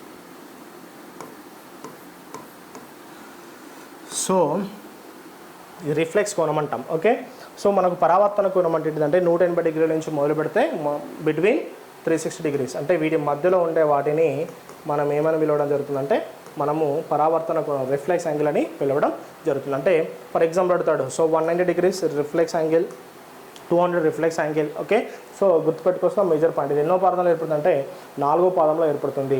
పరావర్తన కోణం ఏర్పడే పాదం ఎన్నో పాదం, 4వ పాదం. ఎన్నో పాదం, 4వ పాదం. పరావర్తన కోణం ఏ పాదంలో ఏర్పడుతుంది, 4th క్వాడ్రంట్లో ఏర్పడుతుంది. గుర్తుపెట్టుకోవాల్సిన point. Okay, so it lies on which quadrant and 4th quadrant. పరావర్తన కోణం ఏర్పడే పాదం ఏంటిది, 4వ పాదం అని కూడా మనం ఇక్కడ పిలవడం జరుగుతుంది. ఓకే, సో తర్వాత నెక్స్ట్ లాస్ట్ వన్ పూర్తి కోణం.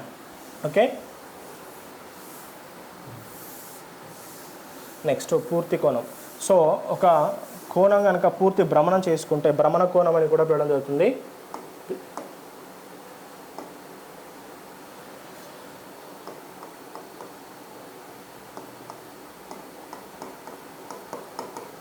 Rotation angle. ఓకే, భ్రమణ కోణము.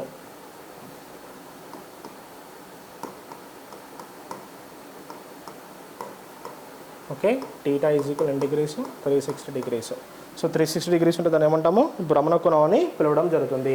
అంటే ఒక పూర్తి కోణం విలువ ఎంత, 360 డిగ్రీస్ అన్న పిలవడం జరుగుతుంది. ఇది కూడా ఎక్కడ ఏర్పడుతుంది మనకు, y అక్షాలు x అక్షాలు స్పృశించే కోణాలు. ఓకే, రేఖాంశ స్పృశించే కోణాలు ఏంటి మనకు అర్థం. రేఖాంశాన్ని స్పృశించే కోణాలు మనకు 90 డిగ్రీలు, 180 degrees, 270 degrees and 360 degrees.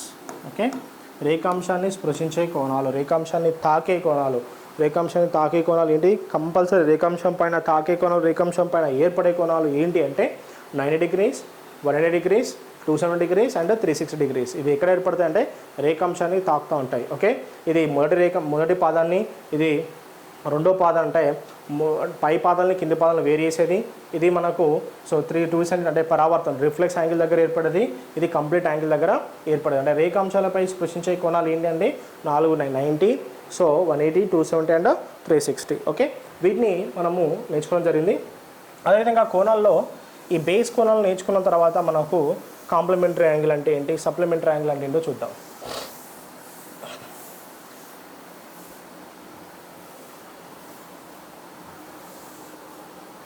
Okay,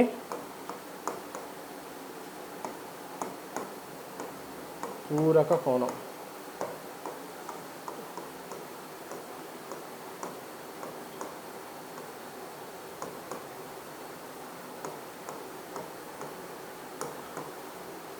రెండు కోణాల మొత్తం కనుక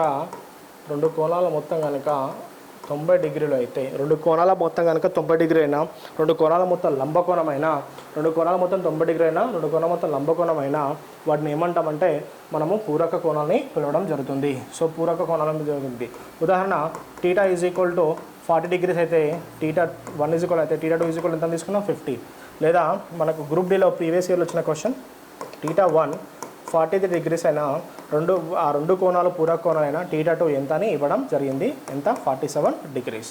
ఓకే, క్వశ్చన్ ఇచ్చాడండి మనకు θ1, θ2 అనేది మనకు ఏ కోణాలు అన్నాడు, పూరక కోణాలైనా. మొదటి కోణం 43 డిగ్రీలు అయినా రెండో కోణం ఎంత ఉండొచ్చు అన్నాడు, ఎంత, 47 డిగ్రీస్. ఓకే, ఇది గుర్తుపెట్టుకొచ్చిన మేజర్ పాయింట్. ఓకే, సో ఇవి చాలా చాలా ఇంపార్టెంట్. మనకు అడుగుతాడు రెండు కోణాలు θ1 అండ్ θ2 టీటా 2 సమానమై ఏర్పడే పూరక కోణాల ప్రతి విలువ ఎంత అంటే 45 డిగ్రీస్. ఓకే, అడుగుతాడు టీటా 1, టీటా 2 రెండు కోణాలు కూడా పూరక కోణాలు మరియు సమానమైన, క్వశ్చన్ చూడండి, టీటా 1, టీటా 2 పూరక కోణాలు మరియు సమానమైన ప్రతి కోణం విలువ ఎంత అంటే 45 డిగ్రీస్. ఎంత? 45 డిగ్రీస్. గుర్తుపెట్టుకోండి, ఇవి ఎక్కువగా ఏ త్రిభుజంలో ఏర్పడుతుంది అంటాడు, లంబకోణ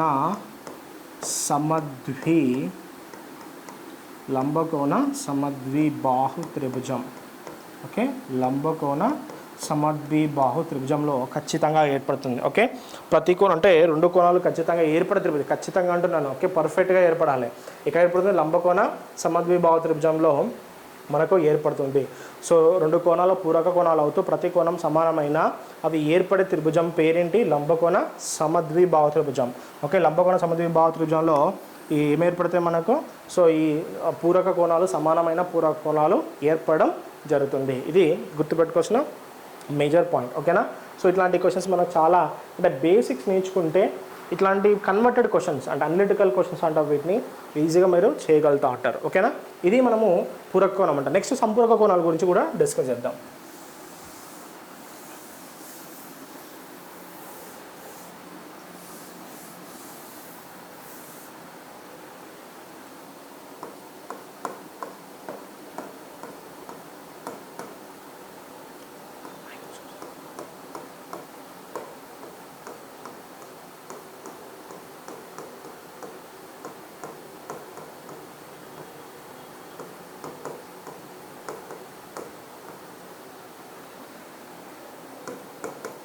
సంపూరక కోణం రెండు కోణాల మొత్తం కనుక కంప్లీట్ యాంగిల్ అవుతాయి, స్ట్రైట్ యాంగిల్ అవుతాయి. రెండు కోణాల మొత్తం కనుక స్ట్రైట్ యాంగిల్ అవుతాయి. ఏ యాంగిల్ అవుతాయి?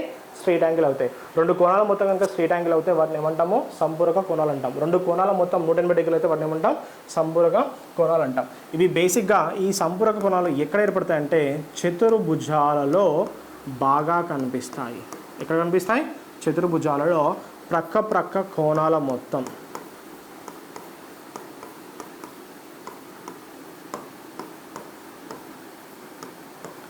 సో బేసిక్ నుంచి పాయింట్లోకి ఎంటర్ అవుతున్నాను. సో గుర్తుపెట్టుకోండి, చదివే విధానం ఇది, నేర్చుకున్న విధానం ఇది, అప్లై చేసే విధానం కూడా ఇదే. ఓకే, సో ఇలా నేర్చుకుంటే డెఫినెట్లీ మీరు జామెట్రీతో మీరు ఆడుకోవచ్చు. ఓకే, ఏ చాప్టర్ అయినా కూడా ఇలా అనలిటికల్గా చదవాలి మీరు. గుర్తుపెట్టుకోండి, చతుర్భుజాలలో ఏం ఏర్పడతాయి? చతుర్భుజాలలో పక్క కోణాలు ఏంటి అంటాడు క్వశ్చన్. చతుర్భుజాలలో పక్క కోణాలు ఏంటి అన్నాడు. ఏ చతుర్భుజము? చతురస్రం అవ్వచ్చు, దీర్ఘచతురస్రం అవ్వచ్చు, రాంబస్ అవ్వచ్చు, అవునా, మనకు ట్రెపిజం అవ్వచ్చు. సో ఏ తీసుకున్నా కూడా ఏర్పడే ప్రక్క భుజాల ప్రక్క కోణాల మొత్తం ఏంటంటాడు? ప్రక్క కోణాల మొత్తం ఏమంటాం? ఇక్కడ సంపూరక కోణాలు పిలవడం జరుగుతుంది. క్వశ్చన్ ఇలా ఇస్తూ ఉంటాడు మనకి, కాబట్టి పాయింట్ని ఖచ్చితంగా మనం కవర్ చేయాలి. ఓకే, సంపూరక కోణాలు ఎక్కువగా ఏర్పడతాయి త్రిభుజాలలో ప్రక్క కోణాల మొత్తం కూడా, అవునా, ఏమంటాం? సంపూరక కోణాలు అంటాం. The adjacent sum angles of any quadrilateral is named as an supplementary angles. Okay, supplementary అంటే ఈక్వల్ ప్రయారిటీ ఉండడం, అవునా. ఫర్ ఎగ్జాంపుల్ సప్లీస్ రాస్తూ ఉంటాం, మనకు పోయిన సబ్జెక్టే సప్లై రాస్తాం, అది కాకుండా వేరే రాస్తామా అంటే మొహమాటతో వేరైతే రాయం కదా. సో సప్లై అంటే ఏంటిది? ఈక్వల్గా రావడం, అవునా, ఈక్వల్గా రావడం. Okay, the sum of adjacent angle which is equal to 180 degrees is named as an supplementary angle which always lies on which quadrant, which polygon? Quadrilaterals. Which polygon? Quadrilaterals. క్వాడ్రిలాటరల్స్లో form అయ్యే వాటిని ఏమంటాము? సప్లిమెంటరీ యాంగిల్స్ అంటాము. అంటే చతుర్భుజాల్లో ఏర్పడే కోణాల మొత్తం పక్క కోణాల మొత్తం ఎంత? సంపూరక కోణాలు. సో ఈ విధంగా నేర్చుకుంటే మనం ఆన్సర్స్ని ఈజీగా బ్రేక్అవుట్ చేయొచ్చు. అర్థమైందండి? Okay, so let's go for next point. Next polygon, బహుభుజి అంటే ఏంటంటే ఎక్కడైతే మూసి ఉంచిన తలాల్లో ఖచ్చితంగా 2 భుజాల కంటే ఎక్కువ ఉండాలి. ఖచ్చితంగా ఎన్ని భుజాల కంటే ఎక్కువ ఉండాలి? 2 భుజాల కంటే ఎక్కువ ఉండి మూసి ఉంచిన తలాన్ని మనం బహుభుజి అంటాం. Poly means many sides. Okay, gone means matrices. Okay, many side closed figure is named as an polygon. ఇది గుర్తుపెట్టుకోవాల్సిన విషయం. మరి ఈ పాలిగన్లో భుజాల మొత్తం చూద్దాం. బహుభుజులోని కోణాల మొత్తం ఫార్ములా ఏంటంటే n-2 × 180 degrees. n-2 × 180 degrees. ఇప్పుడు మీకు ఈ n-2 × 180 degrees గుర్తుపెట్టుకోవడం ఇబ్బంది అయిపిస్తే సింపుల్ లాజిక్ ఎలా చెప్పాలి, ఎలా దీన్ని నేర్చుకుందాం చూద్దాం. పాలి అంటే ఎన్ని సైడ్స్ ఉంటాయి? Many sides. ఎన్ని సైడ్స్? Many sides. ఓకే, ఇప్పుడు కోణం గురించి డిస్కస్ చేద్దాం. కోణం ఏర్పడాలంటే ఖచ్చితంగా ఎన్ని రేఖలు స్పృశించుకోవాలి? 2 రేఖల మిలిత బిందువు లేదా 2 కిరణాల మిలిత బిందువు లేదా 2 భుజాల మిలిత బిందువు. పాలిగన్ అంటే ఖచ్చితంగా ఏమొస్తాయి మనకు భుజాలు వస్తాయి. అంటే కోణం ఏర్పరచాలంటే ప్రతిసారి నువ్వు ఎన్ని భుజాలు వాడాలి, 2 భుజాలు వాడాలి. కాబట్టి n-2 ఎంత n-2. పాలి అంటే ఎన్ని సైడ్స్, n సైడ్స్. ఎన్ని భుజాలు వాడాలి కోణాల కోసం, 2. అవునా, 2 భుజాలు గరిష్టంగా స్పృశించుకునే కోణం 180 degrees. ఓకే, ఇదొక భుజం ఇదొక భుజం. అవునా, సో 2 భుజాలు ఇప్పుడు స్పృశించుకున్నాయి. ఓకే, స్పృశించుకునే కోణాలు గరిష్ట కోణం ఎంత, 180 degrees. ఓకే, గుర్తుపెట్టుకోండి, గరిష్ట కోణం ఎంత, 180 degrees తీసుకుంటాం. 2 భుజాలు గరిష్టంగా స్పృశించే కోణం ఎంత, 180 degrees. కాబట్టి n-, స్పృశించుకుంటేనే అంటే మనకు అవి ఖచ్చితంగా ఏం ఏర్పడతాయి, మనకు వైశాల్యాలు ఏర్పడతాయి. అంటే ఇప్పుడు రేఖ ఇలా ఉంది, ఇలా అప్పుడు ఇలా ఉంది అండ్ ఇలా ఉంది. ఇవి స్పృశించుకున్నాయా లేదు, స్పృశించుకుంటే మనకి ఏం ఏర్పడతాయి, మూసిమించిన తలం ఏర్పడుతుంది. అప్పుడు మాత్రమే వైశాల్యం. అంటే ఈ రేఖ ఖచ్చితంగా మనకి ఏం కావాలి, స్పృశించుకోవాలి. ఓకే, అట్లా గరిష్ట స్పృశించుకునే కోణం ఎంత, 180 degrees. ఈ విధంగా మీరు గుర్తుపెట్టుకోవచ్చు. సో బహుభుజులోని కోణాల మొత్తం ఎంత, n-2 ఇంటూ 180 degrees. ఓకే, ఇప్పుడు చూద్దాం పంచభుజులోని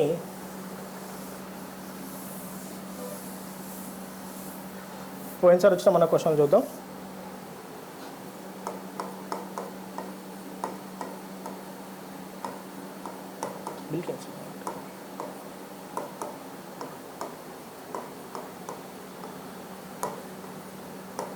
పంచభుజులని కోణాల మొత్తం ఎంత అని క్వశ్చన్ ఇచ్చింది మనకి. ఓకే, సో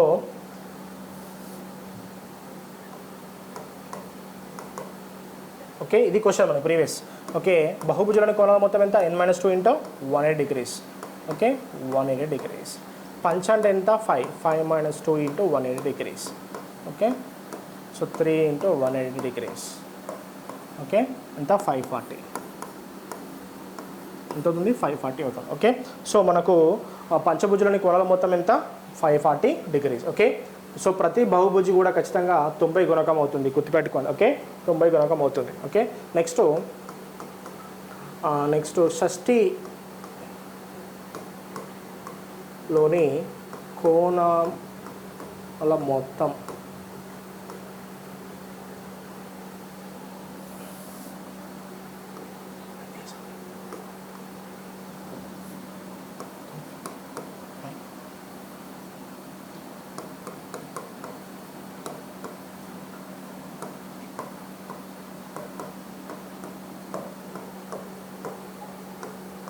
షష్ఠిలోని కోణాల మొత్తం ఎంత.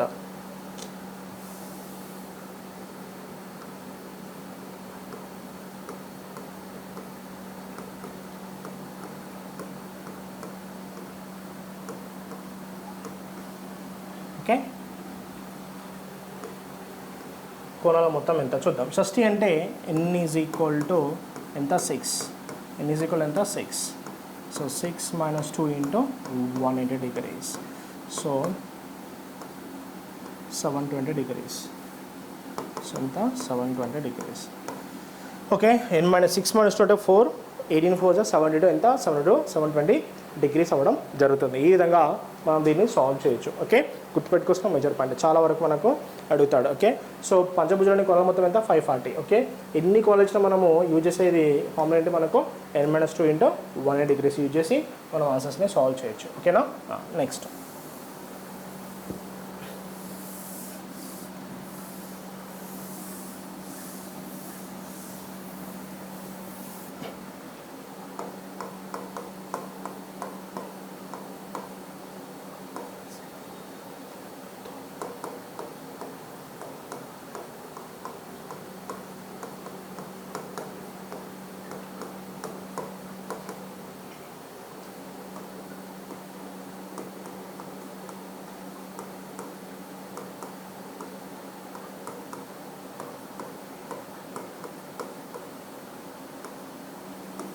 బహుభుజులోని వికర్ణాల సంఖ్య. ఓకే, సో బహుభుజులోని వికర్ణాల సంఖ్య n ఇంటూ n-3 / 2. సో బహుభుజులోని వికర్ణాల సంఖ్య, కర్ణాల సంఖ్య అంటాడు. ఇందు మనకు n ఇంటూ n-3 / 2. ఇక్కడ వికర్ణాలు అనుకునే బదులు కర్ణాలు అనుకునే బదులు వికర్ణాలు అనుకోవడమే చాలా better point. Okay, so number of diagonals of polygon. So బహుభుజులోని వికర్ణాల సంఖ్య ఎంత, n into n-3 / 2. n into n-3 / 2. Okay, మనకు వికర్ణాలు ఏర్పడాలంటే పాయింట్ నెంబర్ 1. ఓకే, ఇక్కడ వరకు నేర్చుకొని వదిలేసిన అయిపోయింది కాదు, ఇది ఇంపార్టెంట్. వికర్ణాలు ఏర్పడాలంటే ఖచ్చితంగా ఎన్ని భుజాల పైన ఉండాలి? ఖచ్చితంగా 4 నుంచి ఉండాలి. మన వికర్ణం ఏర్పడాలంటే కనిష్టంగా ఉండాల్సిన భుజాల సంఖ్య ఎంత అంటాడు. ఓకే, వికర్ణాలు ఏర్పడాలంటే కనిష్టంగా ఉండాల్సిన భుజాల సంఖ్య ఎంత? n = 4. ఓకే, సో ఇక్కడ వరకు నేర్చుకుని వదిలేస్తా, రాంగ్ పాయింట్. అది ఎలా వచ్చినా కూడా మనం నేర్చుకుందాం. ఓకే, అసలు వికర్ణం అంటే ఏంటి, కర్ణం అంటే ఏంటి కూడా మనం నేర్చుకోవడమే చాలా ఇంపార్టెంట్. అంటే మీకు కనిపిస్తున్న ప్రతి పదాన్ని కనుక మీరు దాని మీనింగ్ కనుక మీరు ట్రేస్ అవుట్ చేస్తే నేర్చుకుంటే ఎగ్జామ్స్ ఈజీగా సాల్వ్ చేయొచ్చు. ఓకే, వికర్ణాలు ఏర్పడాలంటే ఖచ్చితంగా ఎన్ని కావాలి మనకు? 4 కావాలి. ఓకే, సింపుల్ అది చూద్దాం. సో లంబకోణ త్రిభుజం తీసుకుందాం. సో లంబకోణ త్రిభుజంలో కర్ణం. కర్ణం అంటే ఏంటిది? లంబకోణానికి అభిముఖంగా ఉండేది. లంబకోణానికి అభిముఖంగా ఉండేదాన్ని ఏమంటాము? కర్ణం అంటాము. కర్ణాన్ని అతిపెద్ద భుజము అని అంటాము. కర్ణాన్ని ఏమంటాము? అతిపెద్ద భుజం అంటాము. సో అతిపెద్ద భుజాన్ని మీరు ఏమని తీసుకోవచ్చు? కూడా కర్ణంగా తీసుకోవచ్చు. ఓకే, మరి ఈ కర్ణము చూద్దాం. కర్ణానికి వికర్ణానికి తేడా ఏంటిదో చూద్దాం. ఓకే, కర్ణానికి వికర్ణానికి చూద్దాం. ఇప్పుడు త్రిభుజంలో ఎందుకు మనకు వికర్ణాలు ఏర్పడాలంటే గుర్తుపెట్టుకోవాల్సిన లాజిక్ ఇక్కడ పాయింట్ చూడండి. ఎప్పుడైతే ఈ కర్ణం గుర్తుపెట్టుకోండి లాజిక్ ఇక్కడ. నేను ఇప్పుడు ఇలా ఇంకోటి డయాగ్రామ్ చేశాను. ఇప్పుడు ఈ కర్ణం ఏం చేసింది? ఇటొక వైశాల్యం ఇటొక వైశాల్యం. ఎన్ని వైశాల్యం ఏర్పరిచింది? 2 వైశాలను ఏర్పరిచింది. ఎన్ని వైశాలను ఏర్పరిచింది? 2 వైశాలను ఏర్పరిచింది.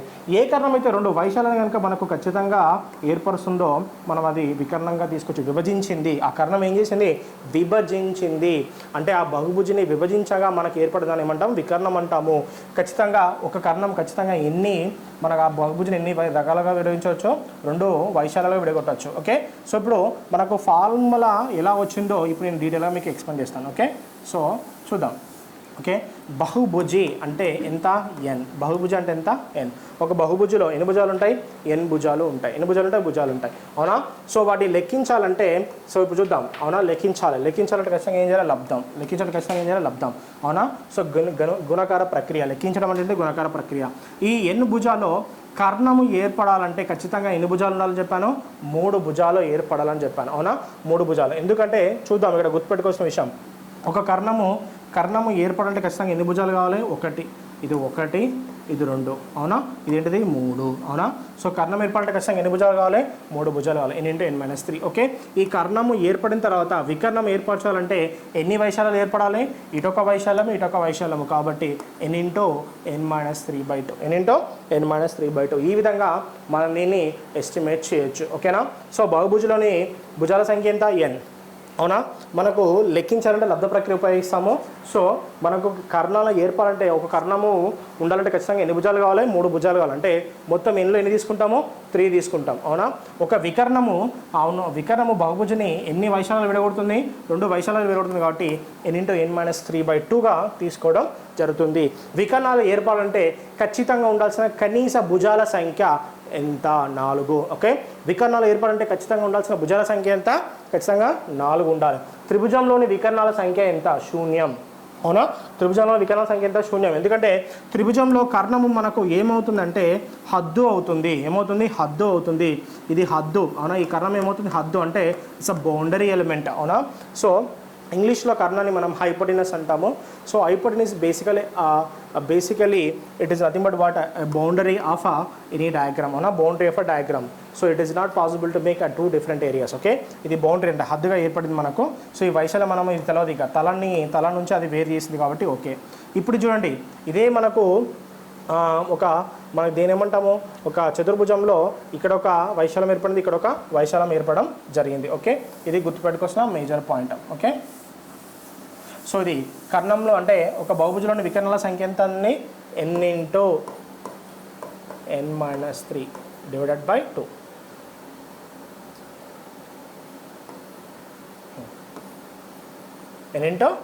n - 3/2. So number of diagonals of polygon ఎంత అండి? n × n - 3/2గా తీసుకోవడం జరుగుతుంది. కనిష్టంగా ఉండాల్సిన భుజాల సంఖ్య అంటాడు. కనిష్టం ఉండాల్సిన భుజాల సంఖ్య ఎంత? 4. త్రిభుజంలోని వికర్ణాల సంఖ్య ఎంత? 0గా తీసుకుంటాం. ఒక వికర్ణము ఆ బహుభుజిని ఎన్ని రకాల వైశాల్యాలు విడగొడుతుంది? ఖచ్చితంగా 2 రకాల వైశాల్యాలుగా విడగొట్టడం జరుగుతుంది. దాన్ని ఏమంటాము? బహుభుజి అంటాం. బహుభుజి అంటాం. అంతేపాటు ఇది కూడా నేర్చుకోండి. Okay, very very important.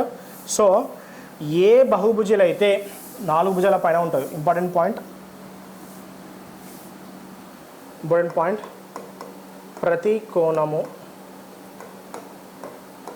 90 డిగ్రీలు ఉంటూ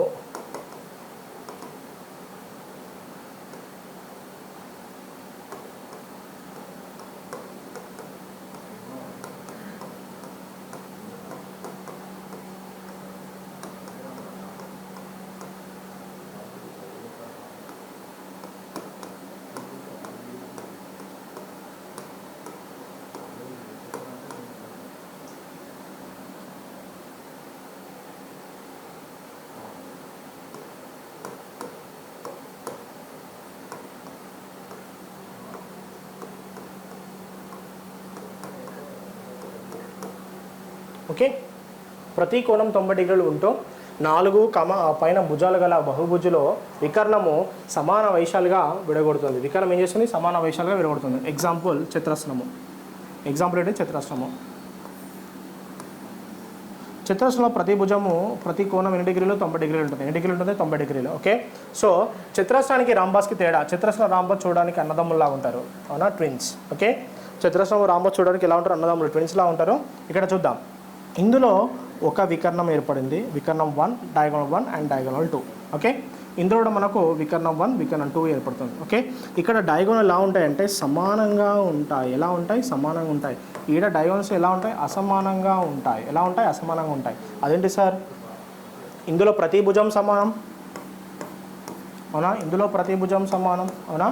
సో ప్రతి భుజం సమానం, ఇందులో ప్రతి భుజం సమానం, అందులో ప్రతి భుజం సమానం. కానీ ఇక్కడ వికర్ణాలు ఎలా ఉన్నాయి? అసమానంగా ఉన్నాయి. ఓకే, ఎందుకంటే ఎక్కడైతే ప్రతి కోణం 90 డిగ్రీలో ఉంటుందో అక్కడ 4 లేదా ఆ పైన భుజాలు గల బహుభుజులో వికర్ణాలు ఏం చేస్తాయంటే సమాన వైశాల్యం విడగొడుతుంది. కాబట్టి అక్కడ వికర్ణాలు కూడా ఎలా ఉంటాయి? సమానంగా ఉంటాయి, అవునా? వికర్ణాలు ఎలా ఉంటాయి? సమానంగా ఉంటాయి. ఓకే, జాగ్రత్తనండి. ఇక్కడ ఇగో ఈ వైశాల్యం, ఈ మొత్తం వైశాల్యము, అవునా? సో ఈ మొత్తం వైశాల్యము ఎలా ఉంటుంది?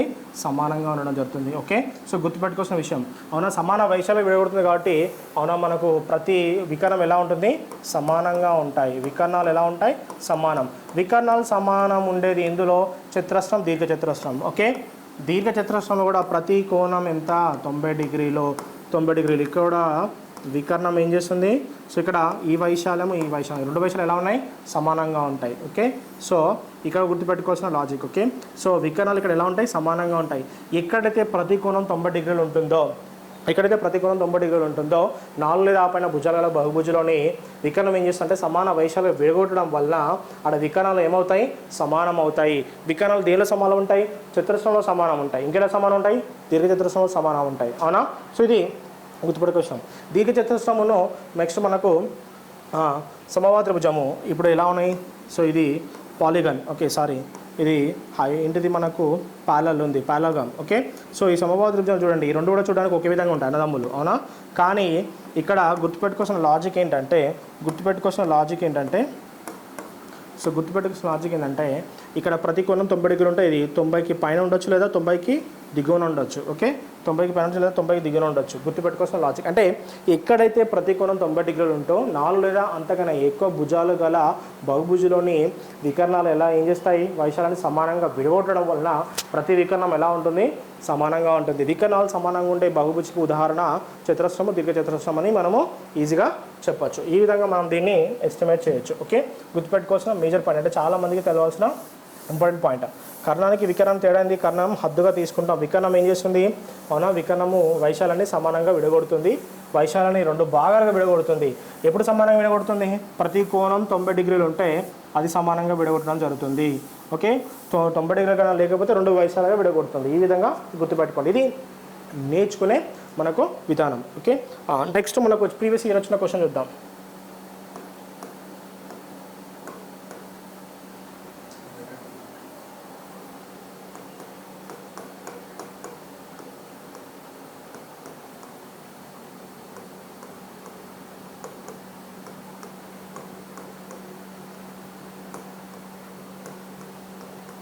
కర్ణాలు 5 గల బహుభుజులోని కోణాల మొత్తం ఎంత అన్నాడు. ఓకే, సో మరి కర్ణాలు 5 ఇచ్చాడు అంటే కర్ణాలకి ఎన్ని into n-3 divided by 2. Okay, is equal to వాడని ఎంత ఇచ్చిండు? మనకు 5 అని ఇచ్చిండు. ఓకే, 5. సో ఇప్పుడు లాజిక్ మీకు ఇందాక చెప్పిన కర్ణాలు దీని క్వాడ్రాటిక్ ఈక్వేషన్ మీరు సింప్లిఫై చేస్తే క్వాడ్రాటిక్ ఈక్వేషన్ ఫామ్ అవుతుంది. సో క్వాడ్రాటిక్ ఈక్వేషన్ సాల్వ్ చేయకుండా బేసిక్ ఇచ్చేద్దాం. సో ఇప్పుడు మనం చేస్తే n² - 3n is equal to 10 అవునా. సో మనము n square minus 3n minus 10 is equal 0. ఇప్పుడు క్వాడ్రాటిక్ ఈక్వేషన్ మనం సాల్వ్ చేయాలి. ఓకే, సాల్వ్ చేయాల్సిన అవసరం లేదు. సో ఇప్పుడు మీకు వికర్ణాలు ఏర్పడాలి. ఇప్పుడు వికర్ణాలు అంటాడు, కర్ణాలు అంటాడు, నో ప్రాబ్లం. ఓకే, సో ఇక్కడ వికర్ణాలు ఐదునంటే చూడండి, ఒకటే కర్ణం ఇచ్చిన అది వేరు, ఒకటి కంటే ఎక్కువ కర్ణాలు ఇచ్చినట్టు వాటిని వికర్ణాలు అనొచ్చు. వికర్ణాలు లేకుండా కర్ణాలు అన్నాడు అనుకోండి, టెన్షన్ పడద్దు. ఓకే, గుర్తుపెట్టుకోండి. మనకు వికర్ణాలు ఏర్పడాలంటే ఖచ్చితంగా ఎన్ని భుజాలు కావాలని చెప్పాను, 4. ఓకే, ఒకసారి 4 సబ్స్టిట్యూట్ చేయండి. 4 minus 3 divided by 2 is equal 5 అవుతుందా చెక్ చేద్దాం. 4 మైనస్ 3 అంటే ఎంత, 1. సో 2 2 2 2 ఈజ్ ఈక్వల్ 5 అవుతుందా, కాదు, అంటే 4 కాదు. ఇక నెక్స్ట్ మనకి ఏముంది 5. So 5 into 5 minus 3 divide by 2 is equal to 5. 5 minus 3 అంటే 2 2 2 క్యాన్సల్. 5 ఈజ్ ఈక్వల్ టు ఏమైంది 5. అంటే మనకు ఖచ్చితంగా ఎన్ని భుజాలు ఏర్పడుతున్నాయి, 5 భుజాలు ఏర్పడుతున్నాయి. మీరు క్వాడ్రాటిక్ ఈక్వేషన్ తీసుకొని సాల్వ్ చేసినా కూడా మీకు అంతే రావడం జరుగుతుంది. ఓకే, ఇప్పుడు మనకు అంటే 5 కర్ణాలు ఏర్పడాలంటే ఎన్ని భుజాలు కావాలి, మనకు 5 భుజాలు కావాలి. ఓకే, కోణాల మొత్తం ఎంత, n-2 ఇంటూ 180 degrees. ఓకే, అంటే 5 మైనస్ 2 ఇంటూ 180 degrees అంటే ఎంత, 540. ఓకే, సో ఇది వస్తే మనకు 540 రావడం జరుగుతుంది. ఎంత వస్తుంది, 540 రావడం జరుగుతుంది. గుర్తుపెట్టుకోవాల్సిన లాజిక్. ఓకే, సో బహుభుజంలోని కోణాల మొత్తం ఎంత, 540. ఇక్కడ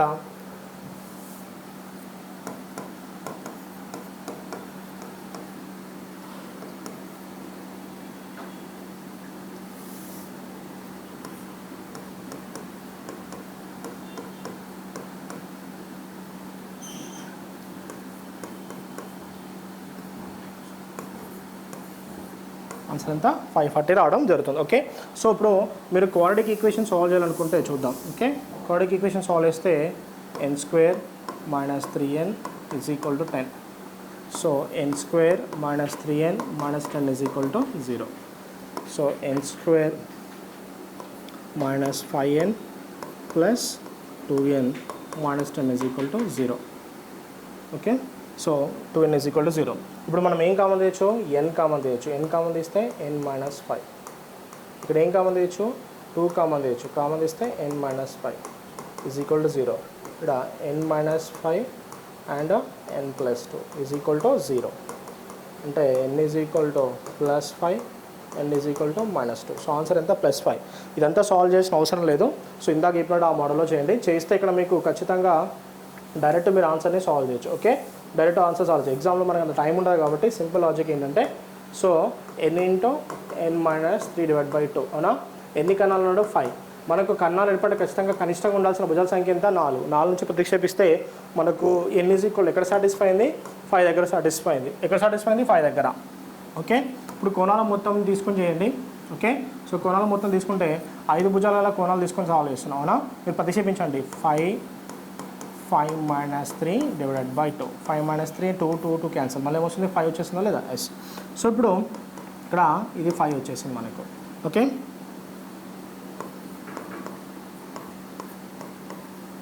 ఇది కోణాల మొత్తం. సో 5 మైనస్ 2 అంటే so 3 into 180 degrees.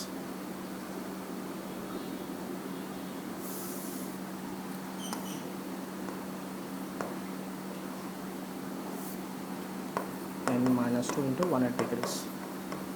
So 5 minus 2 into 180 degrees అంటే ఎంత అవుతుంది, 540. ఇందాక వేసిన కదా ఆన్సర్, ఎంత వచ్చింది, 540. ఈ విధంగా మనం దీన్ని సాల్వ్ చేయొచ్చు. ఓకే, గుర్తుపెట్టుకోవాల్సిన మేజర్ పాయింట్. ఓకే, చాలామంది స్టూడెంట్స్ చేసే మిస్టేక్ ఏంటంటే బేసిక్స్ని చాలా తక్కువ నేర్చుకోవడం వల్ల ఎగ్జామ్ వచ్చిన క్వశ్చన్స్ని సాల్వ్ చేయలేకపోతున్నారు. ఓకే, ఇది మనకు మేజర్ పాయింట్. ఓకే, సో ఇప్పుడు కర్ణాలను బట్టి తీసుకోవచ్చు. ఇప్పుడు ఫర్ ఎగ్జాంపుల్ అడుగుతాడు, షష్ఠిలోని కర్ణాల మొత్తం ఎంత.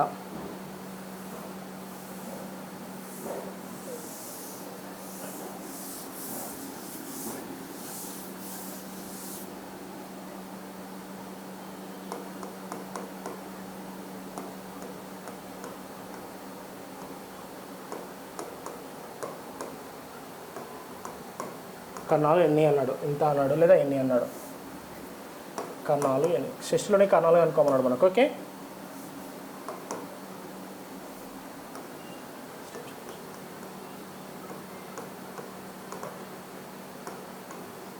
ఓకే, సప్తమి అంటే ఎంత, n is equal to 7.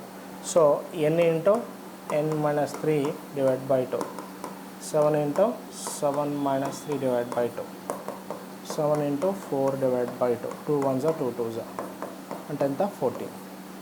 Okay 7 minus 10 ఎంత 4. 7 twos are ఎంత 14. అంటే సప్తమి అంటే సప్తభుజంలో ఎన్ని కర్ణాలు ఉంటాయి 14 కర్ణాలు ఉంటాయి. అంటే ఈ విధంగా మనం దీన్ని సాల్వ్ చేయొచ్చు. సో చాలా చాలా ఇంపార్టెంట్.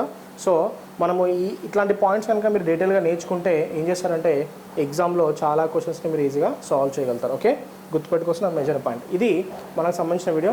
నెక్స్ట్ వీడియోలో మనం ఇంకొన్ని బేసిక్ పాయింట్స్ నేర్చుకున్న తర్వాత త్రిభుజాలు ఎన్ని రకాల త్రిభుజాలు ఉన్నాయి, విషమ త్రిభుజం అంటే ఏంటి, దానిలో ఉన్నటువంటి నియమాలు ఏంటి, విషమ త్రిభుజం తర్వాత సమభావ త్రిభుజం, సమద్విభావ త్రిభుజం, లంబకోణ త్రిభుజం, లంబకోణ సమద్విభావ త్రిభుజం, భుజము కోణము భుజము నియమము, భుజము నియమము, కోణము నియమము. అంటే ఇక్కడ మనకు ఏమంటామంటే వాటిని కాంగ్రుయెంట్ ట్రయాంగిల్ రూల్స్ అంటాము. సో అటువంటి రూల్స్ ఏంటియో నేర్చుకుందాం. తర్వాత ఏంటి మిడ్ పాయింట్ ఆఫ్ ట్రయాంగిల్స్ ఎలా ఉంటాయి అవి కూడా నేర్చుకుందాము. సో చాలా చాలా ఇంపార్టెంట్ పాయింట్స్, ఎందుకంటే ఈ పాయింట్స్ నేర్చుకుంటే మీరు ఎగ్జామ్లో ఈజీగా సాల్వ్ చేయగలుగుతారు. Okay thank you.